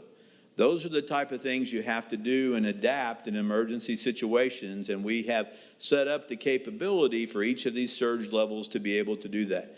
People own it. They understand their part in that, and I think that's a key towards our ability to adapt, but also because they own it, they feel engaged. They feel a part of that, and that's what they can do to make a difference. And I think making a difference is one of the key aspects of resilience through difficult times. They can see what they're achieving, and we can go forward with that as we move forward. I just want to do a couple of things. Taking care of COVID patients is difficult. This is, again, what we call a PAPR, or a powered air purifier. And this is what, our staff go through each time that they would enter a room with a COVID patient and leave. Then they would have to, we call it donning and doffing, the equipment. And it takes a lot more people, and you can see why people would be concerned that they were putting themselves or others at risk. But I think it's a key that we've been able to learn and expand. Early on, we were completely worried about what we call PPE, or protective equipment. And now, again, we've been able to have greater numbers so that we can make sure that we keep our people protected. The other thing we had to do was adapt to new things that we've never done before. Drive-through testing. We weren't doing drive-through testing before. You can see here some of our staff doing drive-through testing. The other thing was telemedicine. We did some, but not much, and now in the last several months, we've done more than 100,000 visits. This is that innovation, this adaptation, and you'll see that again in a minute with our EICU. The other thing you have to do, and I hit on this when I went through the list, communication. I really think sometimes that I'm communicating too much right up until the time, like I said last Friday, when I didn't send an email and suddenly we have hundreds of calls about what's wrong. People need that reassurance. They need to know direction. They need information and transparency to be able to get through this, because then they understand it. Even if you have to communicate bad news, even if you have to communicate in a direction about where this is going, it's important that they have that information and that you push that communication. The technology, this is EICU. Again, the timing was really good. This is a capability, and you can see an individual over there in what we call the cockpit, which they're at a distant location, but able to look into the room where the patient is, see all the, again, have all the data about how the patient is doing coming to them, as well as a camera to be able to, and microphone to be able to communicate with the patient. So it was great for our COVID patients because we could take care of them more easily without having staff go in and out of the room as much. It also allowed a mechanism for our family to see and talk with our COVID patients more easily. And I know that y'all, we've talked about that. That has been one of the most difficult things for both our family and our staff, is how do we protect the family? How do we protect the patient? But in a situation, it's more difficult because they're not used to having that kind of separation. The other thing that we've moved forward on, that we were working on, this is, again, our electronic health record that we're moving forward with, that we're starting and we'll be starting in June. It's important to continue to move forward, to do those things that you can do to create more resources for your staff. And so that was an important part of our electronic health record. I'll take a little bit of the time I have, because I think this is an important slide as we look at it, this talk from the change map, but I will reiterate as a leader, and we think about the potential of where things can go versus where they actually go in these two different lines. And I think early on, there's the concern or their anticipation. And as a leader, you have to communicate. You have to give them information. You have to hold them on track. As it starts to go further and you're starting to let go, they realize things aren't what they used to be. And you have to listen and reassure. It's again, and then I think you move to the next step, which is the disorientation, and you have to direct. You have to start to move them and understand that we are going to see the light at the end of the tunnel, but we have to move forward. We have to have that recommitment that we all see about trying to make a difference in the lives of our patients and trying to make a difference or try to create a healthier Kentucky. And I reiterate to our staff all the time, it's not what comes at us, it's how we respond. And this quote that's always attributed to Darwin, I think is true for us. It's not the strongest of the species that survives, nor the most intelligent.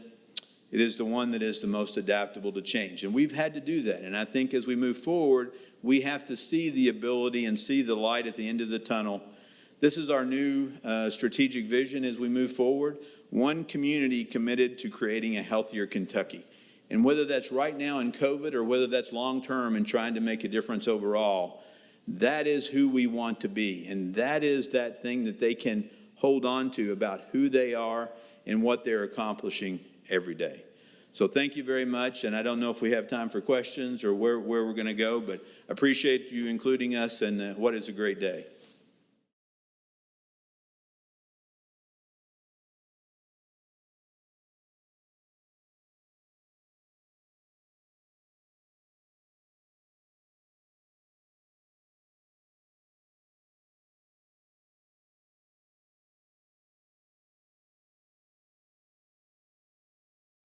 "2020 has been an unprecedented year in the world of healthcare. These have been difficult days.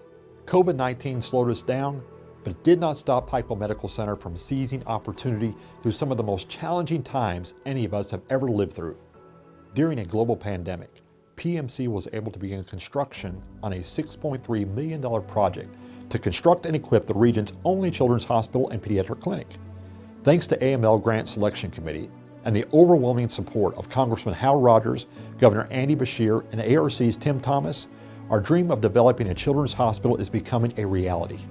The Children's Hospital is part of an overall plan to begin expanded pediatric services and improve the future of healthcare to the children of our region. Upon completion, the PMC Children's Hospital and Pediatric Clinic will bolster the region's healthcare industry, diversify the economy, and strengthen the workforce. It will be a remarkable win for our entire area. PMC's emergency department is also undergoing renovation to make an entire designated area for pediatric patients. Our ED was recently named as a pediatric-ready emergency department, making it only one of 4 hospitals in Kentucky to receive this accreditation. It is also the first ED in Kentucky to become a certified autism center. In addition, the ED is using some of the most advanced equipment for pediatric patients.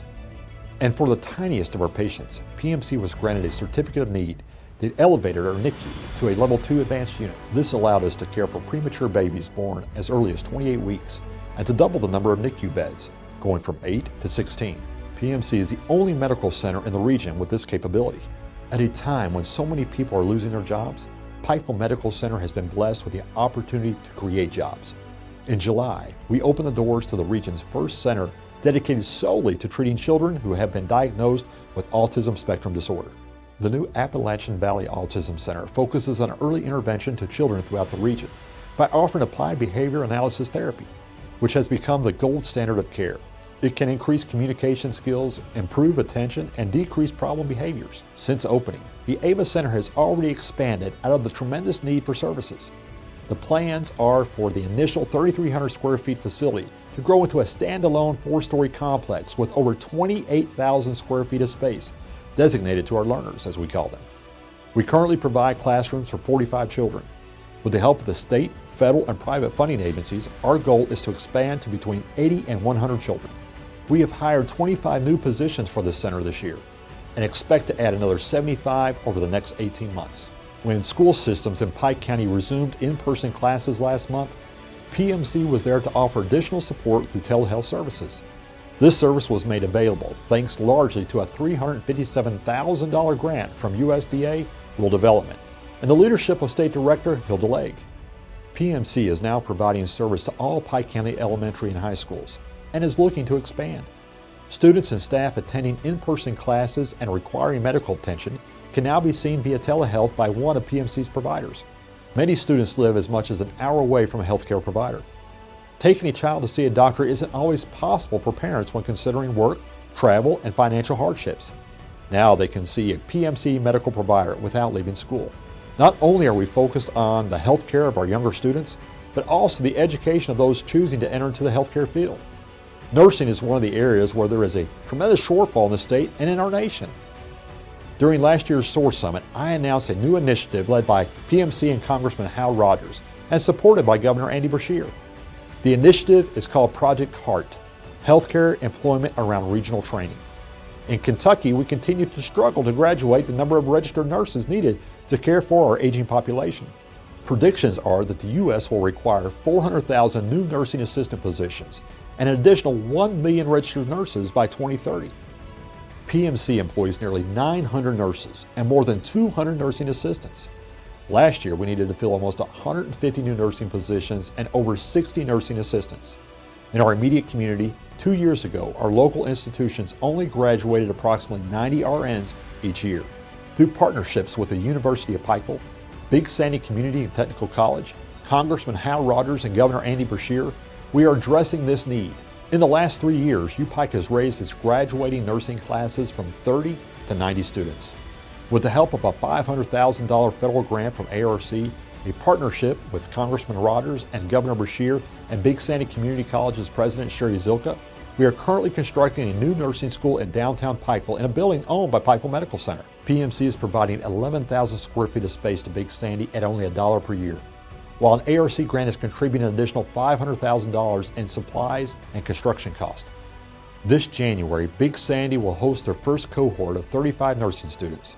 They will also increase their class size on the Prestonsburg campus and certify 20 nursing assistants and 10 phlebotomists on the Pikeville campus. There is no doubt that a job will be waiting for each graduate. This is only one example where collaboration and funding have and will make an impact. There has been over $70 million in capital projects invested through PMC over the past 2 years. We have completed multiple projects including 4 new clinics located in Martin, Whitesburg, South Williamson, and Prestonsburg, a new primary care clinic, automated lab and pathology department expansion, new location and renovations for the sleep lab, new IP lab on the 11th floor, new cancer specialty pharmacy, Starbucks in Corner Market, new call center and coding departments that hired almost 50 new employees in the past 18 months, new 24/7 outpatient retail and specialty pharmacies, and most recently, a new heart and vascular renovation and expansion. PMC is now consistently among the state's leading hospitals in volume and outcomes for heart and vascular procedures. The $35 million expansion of the Heart and Vascular Institute will be completed on November the 9th. The ultra-modern space includes a new cardiac rehab department, 29 exam rooms, 2 waiting rooms, 2 new electrophysiology cath labs, and a new cath lab, each with control rooms and 6 pre-post operative bays. What a great facility to serve those who need it most. Also, fighting cancer has been a focus of PMC for nearly 75 years.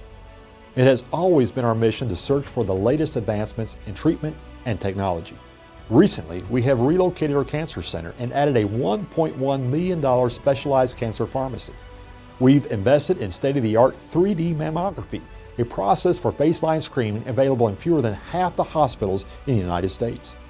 We are in the process of purchasing 2 new revolutionary $7 million linear accelerators, which will enhance our capability to fight cancer through radiation. It will enable us to detect and treat more types of cancers than anyone else in our service area. For patients whose cancer has been non-responsive to traditional therapies, we have been approved for and are offering clinical trials for several types of cancers, including breast, pancreatic, bladder, and 2 different lung studies. Our next big project will expand the cancer center by over 7,000 square feet on the clinic building's 11th floor. Our outpatient pharmacy has taken significant steps to better serve area patients with a retail specialty pharmacy opening. Patients can walk in for prescription drop-off and pickup. The new space features private rooms for immunizations and consultation, while offering over-the-counter medication. It will house the region's only specialty pharmacy, focusing on administering medications for complex or rare health problems. The new pharmacy has the latest generation of automated prescription filling technology. It empowers pharmacists to do even more through high-speed automation, enhancing safety, accuracy, and efficiency. PMC continues to be the region's only 24/7 pharmacy. The 3-lane drive-thru remains open for patients who prefer the drive-thru option. These are just a few examples of how our visions are becoming a reality through partnerships and a lot of hard work. All these projects help PMC fulfill our mission statement to provide world-class healthcare in a Christian environment. Expanding services, providing new jobs, supporting existing jobs, adding construction jobs, new tax base, creating demand for local purchases, and supporting business growth in and around the region enables us to fulfill an enormous need for the economy as well. Although healthcare is our focus, Pikeville Medical Center has become more than just a community hospital. PMC is one of the leading economic engines east of I-75. As a 348 licensed bed regional referral center, we are the largest single employer in our region and the single largest hospital in the 5th Congressional District.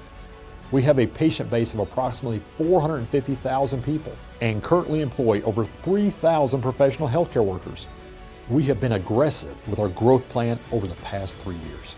Rural communities have an extraordinary opportunity to improve their economy and develop healthcare as an industry. Every healthcare service provided locally benefits the community twice. First to the patient, and secondly to the economy. In our last fiscal year, more than $260 million in wages were paid. Our employees generate a huge tax base for the federal, state, and local governments. In Pike County, PMC produces over 25% of the county's total wages. PMC's compound economic benefits for restaurant visits, retail spending, hotel stays, and other purchases are nearly $98 million annually. Investments made at PMC benefit the entire region. At PMC, we aren't merely forecasting jobs. We are one of the few institutions in Eastern Kentucky that is actually creating them. And with a job retention rate of around 90%, we are also keeping them.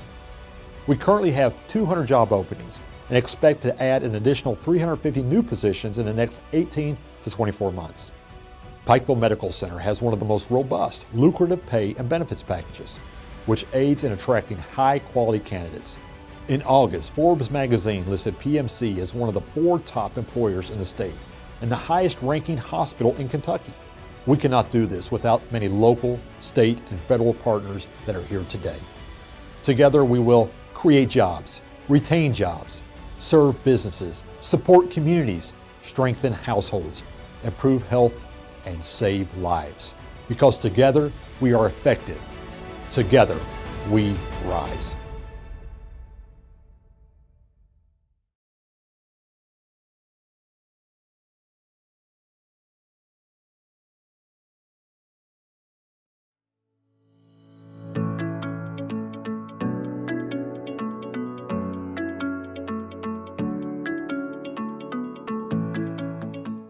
Maybe about 1.5 years ago, I guess, Josh Ball from SOAR came to us and had an opportunity with a company called Toyota to show that they wanted to sort of get involved in Eastern Kentucky and economic development and the revitalization of Appalachia. And so what we decided to do is as a result of the donations, the generous donations from Toyota to show, we built what we call the Ideal Center, which is innovation, design, and entrepreneurship at Southeast. What we have here is just a myriad of 3D printing machines that print in different materials, and then we're continually expanding. The intent of this facility is for entrepreneurship and for folks to be able to come in and learn a trade of 3D printing. Medical supplies, particularly masks and face shields, were extremely difficult for the medical industry to secure and get because the demand was so great and the supply wasn't met. So through a partnership with Somerset Community College, one of our sister colleges, and Ashland Community College, we got together and used some designs that Somerset had developed and began to print some face shields on the 3D printers. So it was a response like the world has never seen in terms of technology. And it was the moment when 3D printing and additive manufacturing were able to kind of shine through and say, you know, we are here to help, and this technology is the answer to the supply chain breakdown that we have seen. So that was really kind of the community coming together. The benefit of 3D printing is that you can do 24/7 production. We produced over 7,000 assemblies, and we're still actually in production now to kind of have a little stockpile because we're still getting requests and still having actually internal use, and also within the KCCS system. We did a lot of different things really quick and realized that the main need was the face shields, because the face shields, there was a lot of people that needed them and they didn't have them, especially in this area. So that's kind of what we turned the focus on. We pulled every possible 3D printer that we had. We ran them basically 24 hours a day for several weeks, and pretty much 7 days a week, coming in, starting changing prints and things like that. It's about 3,000 is what we've distributed. We're still printing them right now because there's still people that need them. So we're still printing them in between class schedules right now. We're still printing the PPE. It does add some validity to the program as well, I feel like. It shows that it's not just, you know, trinkets and toys and things like that you can print. It's actually things that can be used in everyday life, things that people need can be printed and can be designed with the software and the equipment that we're using.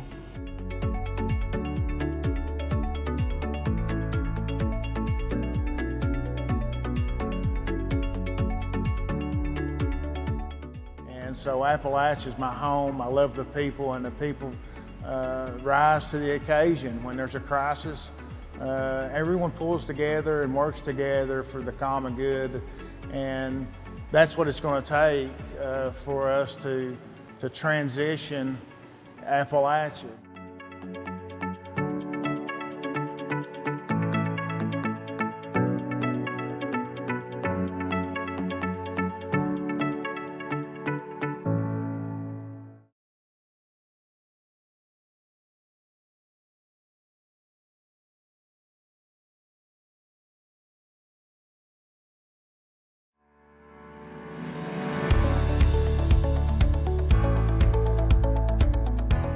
Leadership Kentucky actually began in 1984. It was one of the very first statewide leadership programs in the country.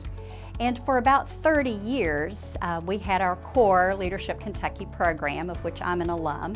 And since that time, we've started 3 additional programs: New Executives to Kentucky, Elevate for Young Professionals all across the state, and Bright, which is now in its 2nd year, and that's exclusively for next generation leaders in Eastern Kentucky, Appalachia.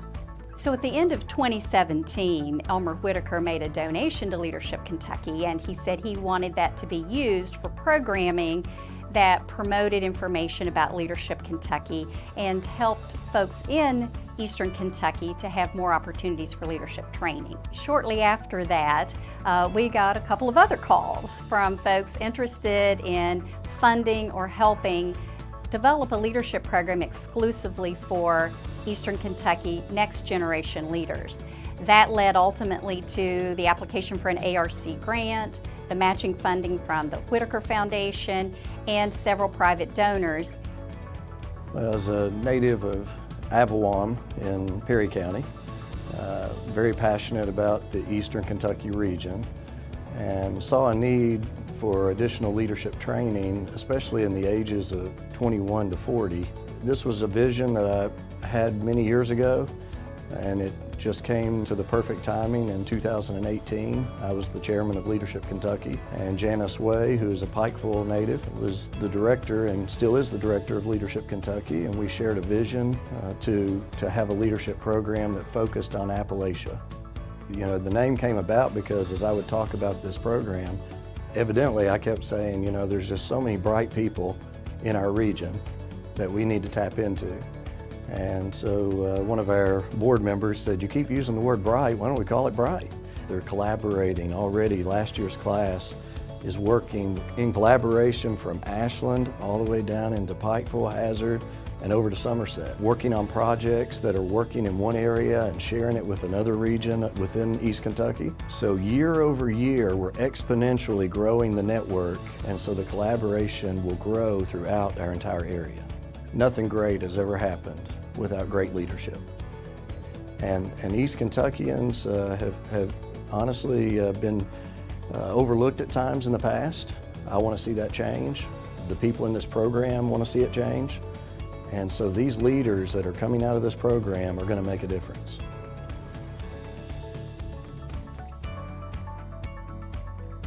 My name's Gene Dethridge. I'm from Rowan County, Kentucky. The Bright Leadership Program has showed me the incredible talent, hope, passion, and energy that exists in the young professional community of Appalachia. I'm so excited for this opportunity to be a participant in the Bright class. As a young leader in my community, I see the value in connecting with other like-minded individuals. We know that our leadership and the knowledge and the networking connections that we make through this program are going to let that impact grow even more. Leadership Kentucky expresses great appreciation to the Appalachian Regional Commission for this grant. With this grant, we got the program up and running within a matter of months, and it's already making a difference. And we're in our 2nd year now, and we look forward to years to come. We want to give participants an opportunity to springboard their ideas, their visions, their hopes and dreams for the future of themselves and their communities in this region. After the 2019 class graduated, we did a post-event survey with them, and they had so many wonderful things to say. The program really far exceeded our expectations. 90+% said they have made a commitment to stay in the region and provide their successes and their vision to help the Eastern Kentucky region, and that's what we want. We want the next generation leaders to stay here and make a difference here.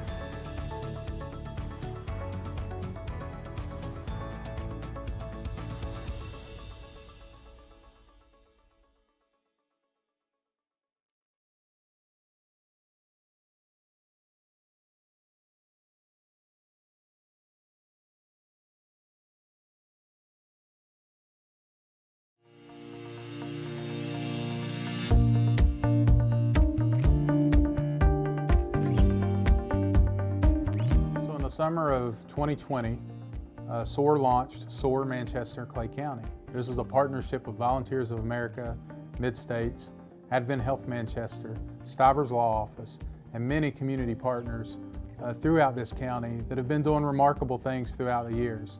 Jennifer Cooney is our point person on the ground here in Clay County.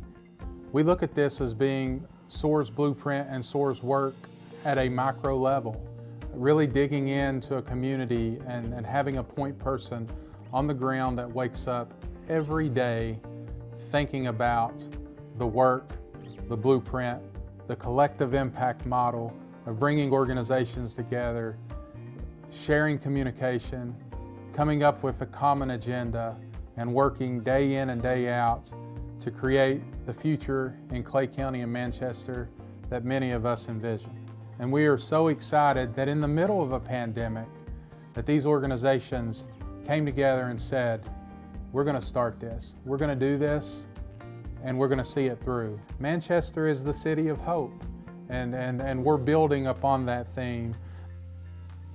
We're thrilled to have SOAR here in Manchester. As a healthcare organization and a major economic driver in this area, we just feel that as we go, so the community goes and vice versa. As we have been growing our own services, we've been coming across more and more partners who are motivated to grow and to redevelop what the identity of Eastern Kentucky is. We have 3 facilities, one in Anvil, Kentucky. It's 50,000 square feet. We have about 40 people in that facility. We have this one, we have about 75. And then Muddy Gap, which is in Manchester also, we have about 25. And then we have some other business, we have about 40 total in that place up there. It is a tremendous opportunity for this county. I hope everybody, all the elected officials and other business people join together and try to push this county forward.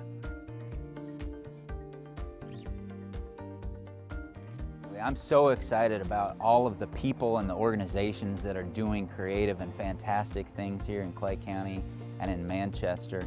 And I think the opportunity is just so significant here. The story that we're telling, the chance to change the narrative and be so positive and create so many great things. A handful of top priorities that is really going to move the needle and create jobs, and create opportunities and businesses, and create an environment that people want to move to stay in, and to raise their kids in. Coming into any type of project like this, it's easy to get caught up in all of the challenges.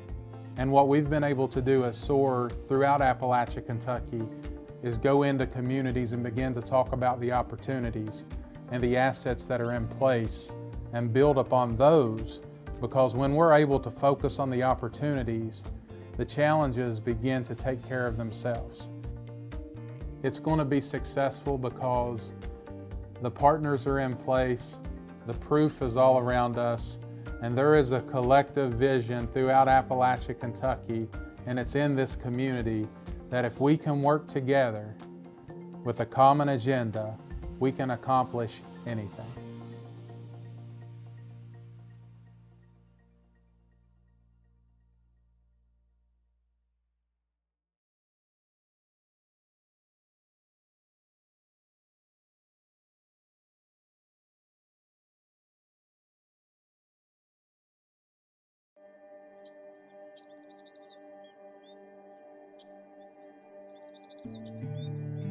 Well, we started looking at cybersecurity back around 2014-15.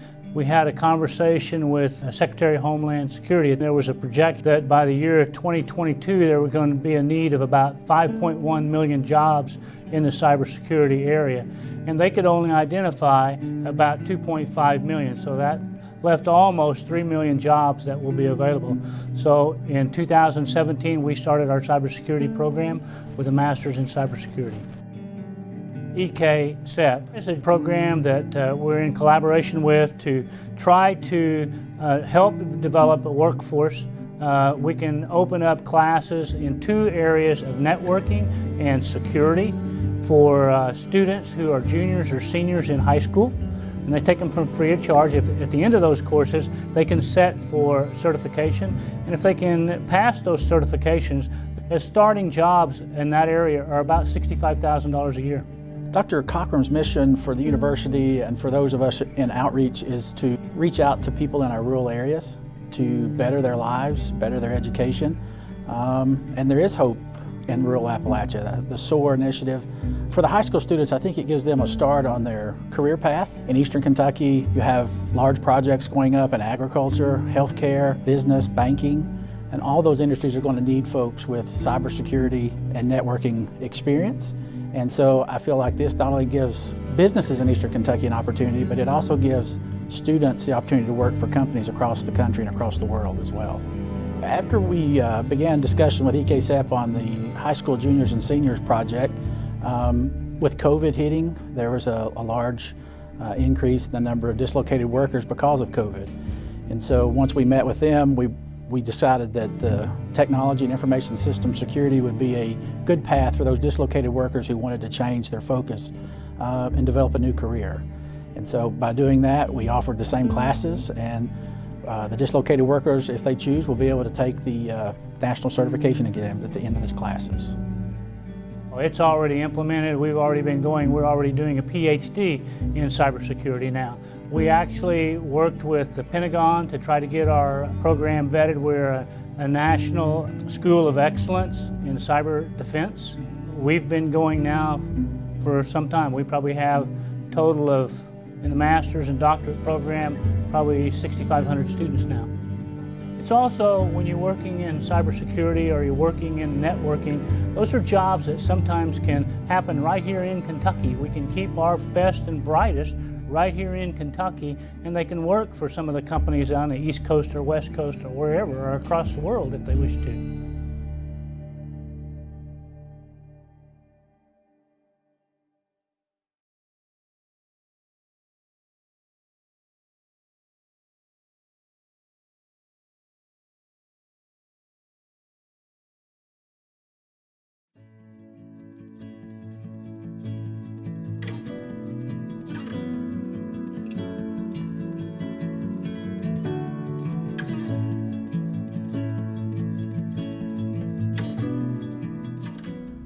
The ravaging impact of drug abuse is reaching epidemic proportions.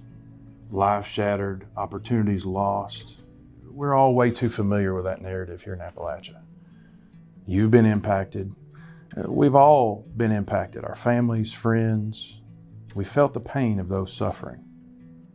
In fact, studies would say that 1.2 million Kentuckians on Medicaid, and of that number, 50% are estimated to be suffering from substance abuse disorder.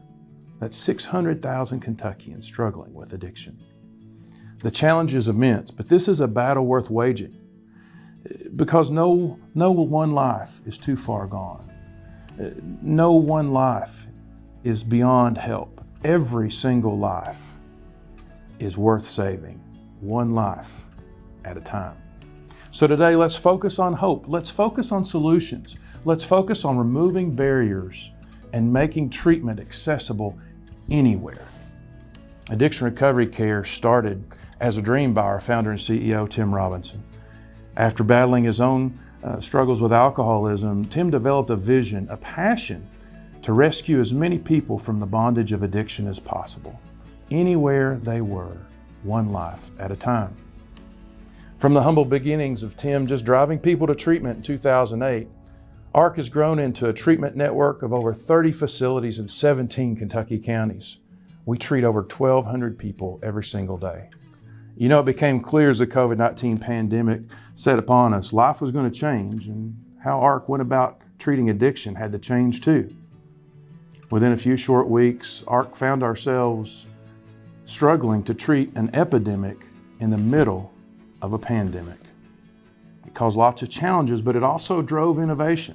And so while ARC continues to do the good work of treating people in the physical locations that we operate today, I'm excited to share with you one of ARC's newest innovations, ARC Anywhere, a supportive online recovery community along with treatment on demand, anywhere you need it. a solution we believe that will extend and transform access to substance abuse treatment throughout Appalachia and beyond.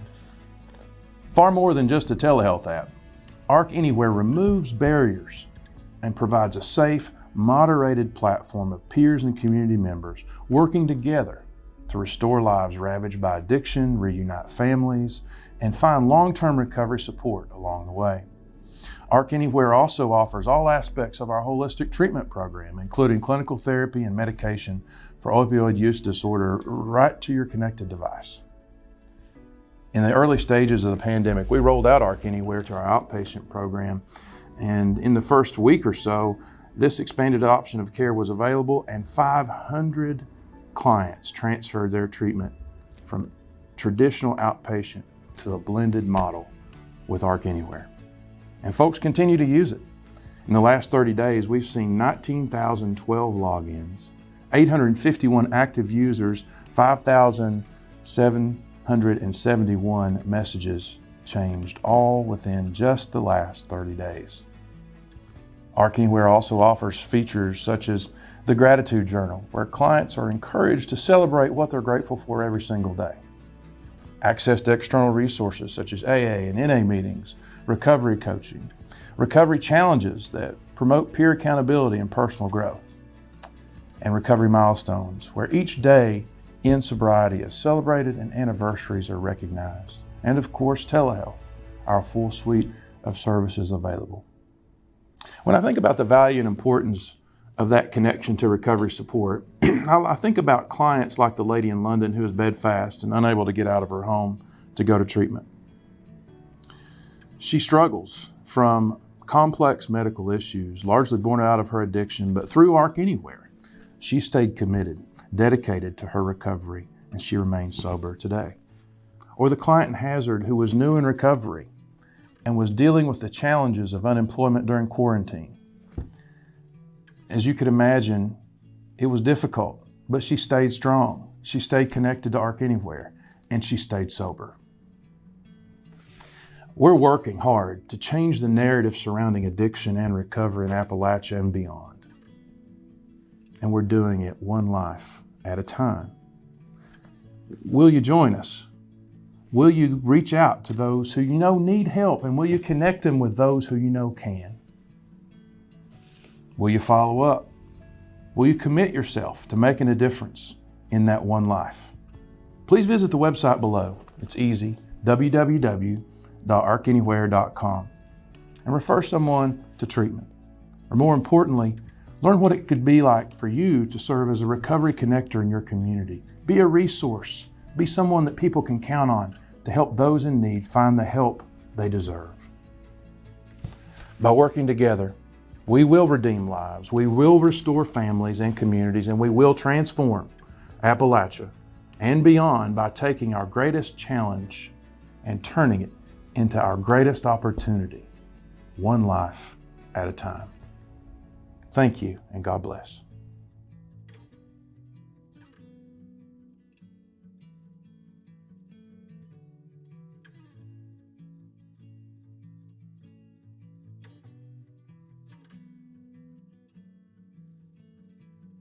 Eastern Kentucky has many rural communities. We don't have mega cities here. In these rural communities, each one of them would have some deficiencies in them. And one of the most prominent is the lack of access to affordable broadband. And that's come to light in recent days, particularly in the light of the virtual schools and things like that. Our students do not have access to the broadband as they should.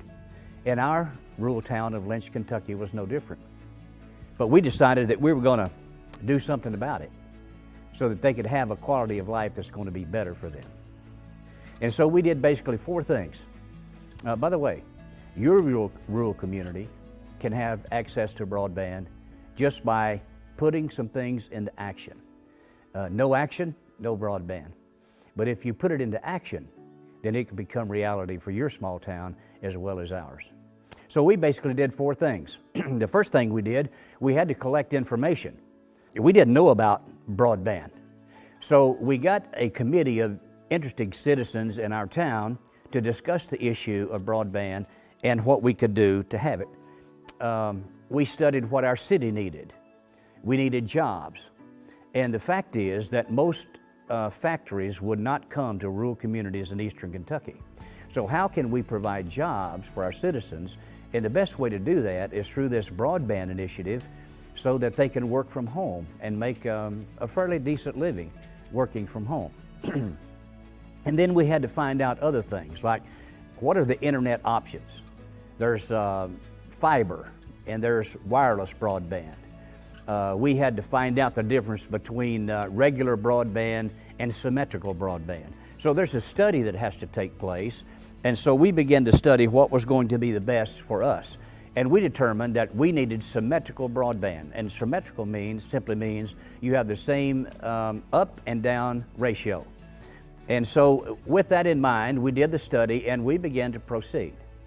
And so the second thing we did, we had to collaborate with different institutions.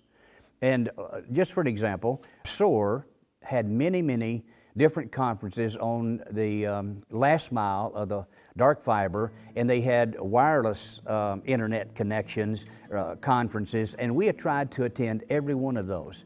In fact, we became a partner with SOAR, and they did not disappoint our expectations of what was to be done through them.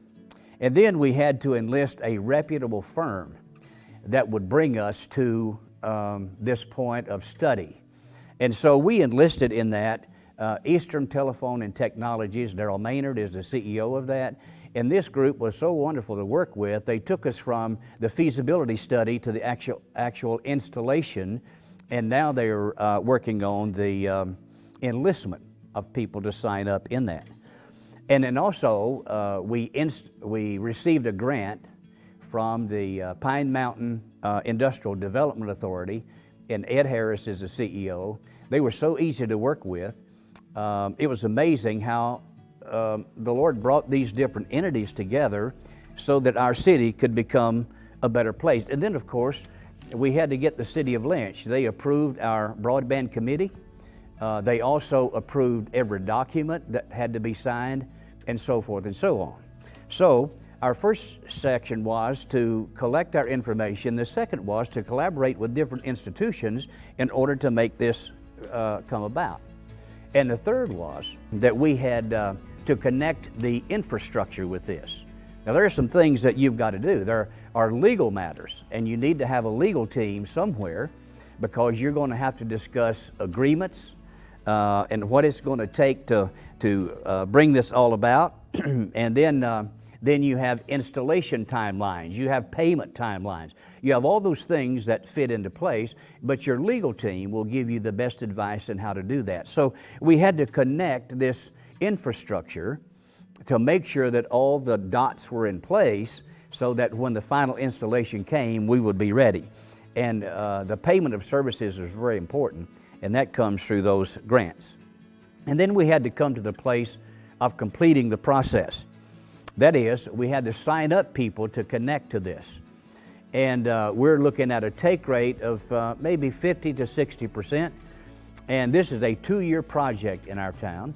And already we're seeing significant results through our businesses. The things are increasing through internet sales. It's just been pretty amazing. Now, any rural community can do this. I initially said that our rural communities have deficiencies, but they also have the greatest resource, and that is its people. But we must give them an opportunity. We must give them a chance that they can expand what they have through this broadband initiative, and they can be right where they are, and they can touch the world. Let me encourage you in your small town. Doesn't matter how small you are. What matters is, are you willing to help your people go to the next level in their understanding, in their quality of life? If so, the Broadband Initiative is for you. Now, if you want to check out what Marizzo Center does beyond this, then you can visit our virtual booths during the SOAR Summit, and you'll be able to see all that we do. Thank you, and God bless you.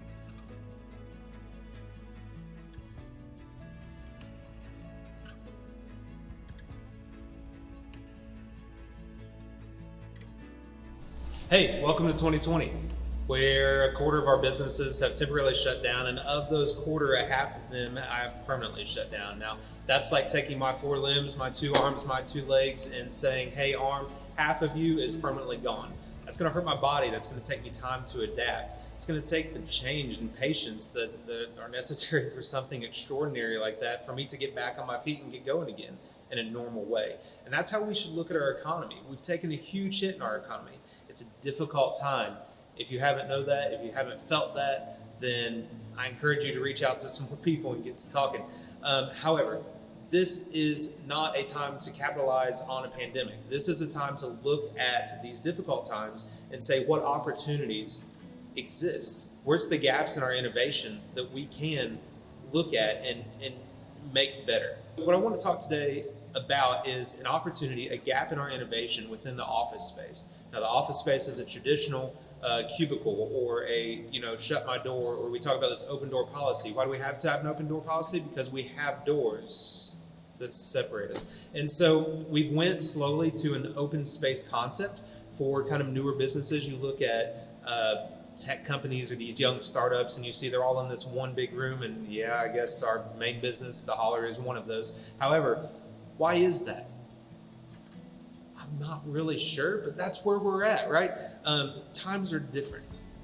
One way that we look at these different times is that open office spaces are conforming into individual building spaces that are called co-working spaces. A co-working space is an open office space concept that maybe has a conference room or quiet, working rooms that you can rent. So to re-innovate entrepreneurship within Appalachia, what we're proposing is a network of co-working spaces. Now, let me tell you about this. In 2007, there were only 22 co-working spaces that were dedicated in the United States. That's not very many. But fast forward 13 years later to today, and we see over 7,000 co-working spaces. Now, that's a lot. One trend that we've seen is that since 2015, there's been double the amount of co-working spaces every year. And so each year over the past 5 years, we've seen the co-working spaces double in size in the United States. However, the co-workers within those spaces has tripled. By 2022, that's just over a year away, it's estimated that 6% of all business in the world will be conducted out of a co-working space. 6%, over 1 million people in co-working spaces. There's a lot of validation from many other franchises. There's one called WeWork. WeWork from 2010 to 2015 raised $969 million to make a franchise of co-working spaces. What did they do with that investment? 3 years later, in 2018, they turned it into $1.8 billion. It validates the business plan. It validates the strategy. Just this past weekend, WeWork, that large franchise of co-working spaces, announced that they had a 13% growth from August to September in their All Access Pass. An All Access Pass is a pass that allows you as a coworker to go from one space in this city to another space in this city. It's an All Access Pass. 13% growth from 1 month to the next. That's huge. Again, not looking to capitalize off the pandemic, but seeing a gap and looking to innovate within it. So there are problems. Property is expensive, right? That makes sense. To buy, remodel, maintain, it's expensive to do that. There's also saturation in big cities. Once you get out to suburban, it's less. Once you get out to rural areas, it's even less. Saturation is not happening in rural areas by any means, especially in Appalachia. This is where we can step in and we can fill this void. There's also this third problem of a stigma of co-working spaces that are filled with young, hippie, tech-type people that maybe don't get anything done. But I want to challenge you with this research. 71% of coworkers are remote full-time employees. 71%. That's 7 out of every 10 are actually full-time employees somewhere else, but they strive for community. They want community. This is where we want to say we're not all talk. We're taking action. This space right behind me is a 3,500 square foot space that's going to be turned into a co-working space. This co-working space is going to be filled with entrepreneurs from in and around Corbin, Kentucky, and we want to take this space as a model. We want to bring live trainings here and record them and put them online. We want to grow an online community of all co-working spaces within the network and have them collaborate online and then interchange spaces with each other, get to know each other. And in the next 2 to 3 years, we're going to have one of the largest networks outside of WeWork and your large franchises that are doing this worldwide. We're going to have one of the largest nationwide United States networks of co-working spaces in Appalachia.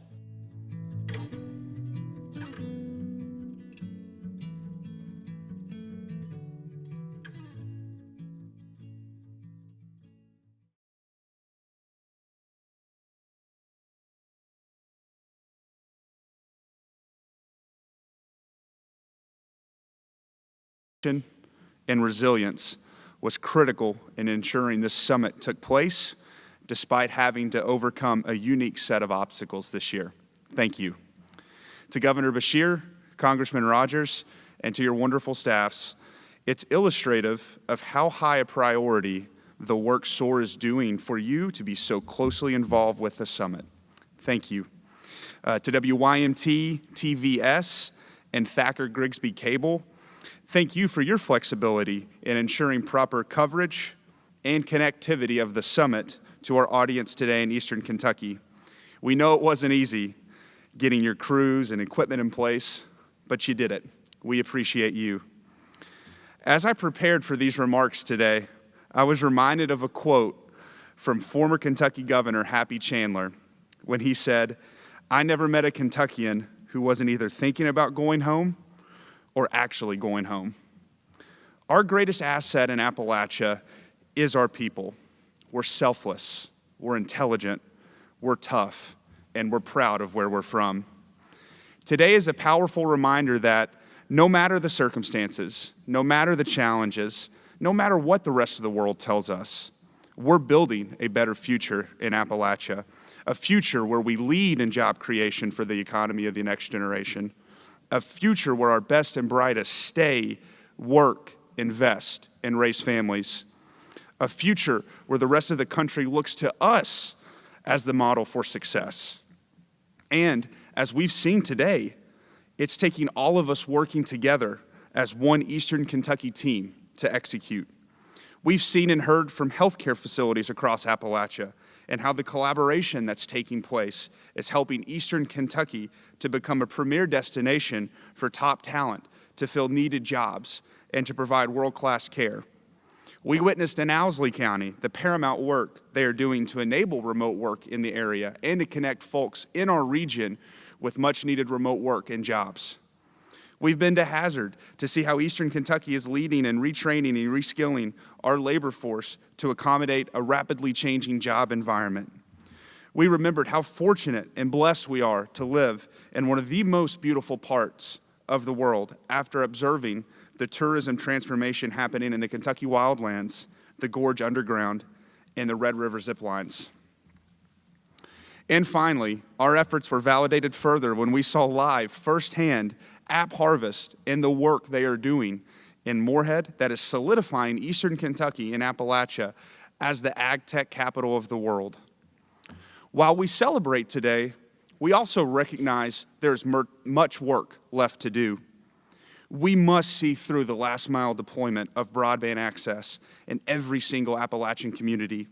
We have to keep fighting to bring more venture and capital funding opportunities to Appalachia to stimulate and support the next group of homegrown entrepreneurs. We must continue to inspire and show our students that they can stand toe-to-toe and compete scholastically on the same level as any other young person in this country. Eastern Kentucky, we're entitled to have as much success as anyone, as long as we're willing to work for it. Thank you for your participation, support, and attendance today. It's time to get back to work.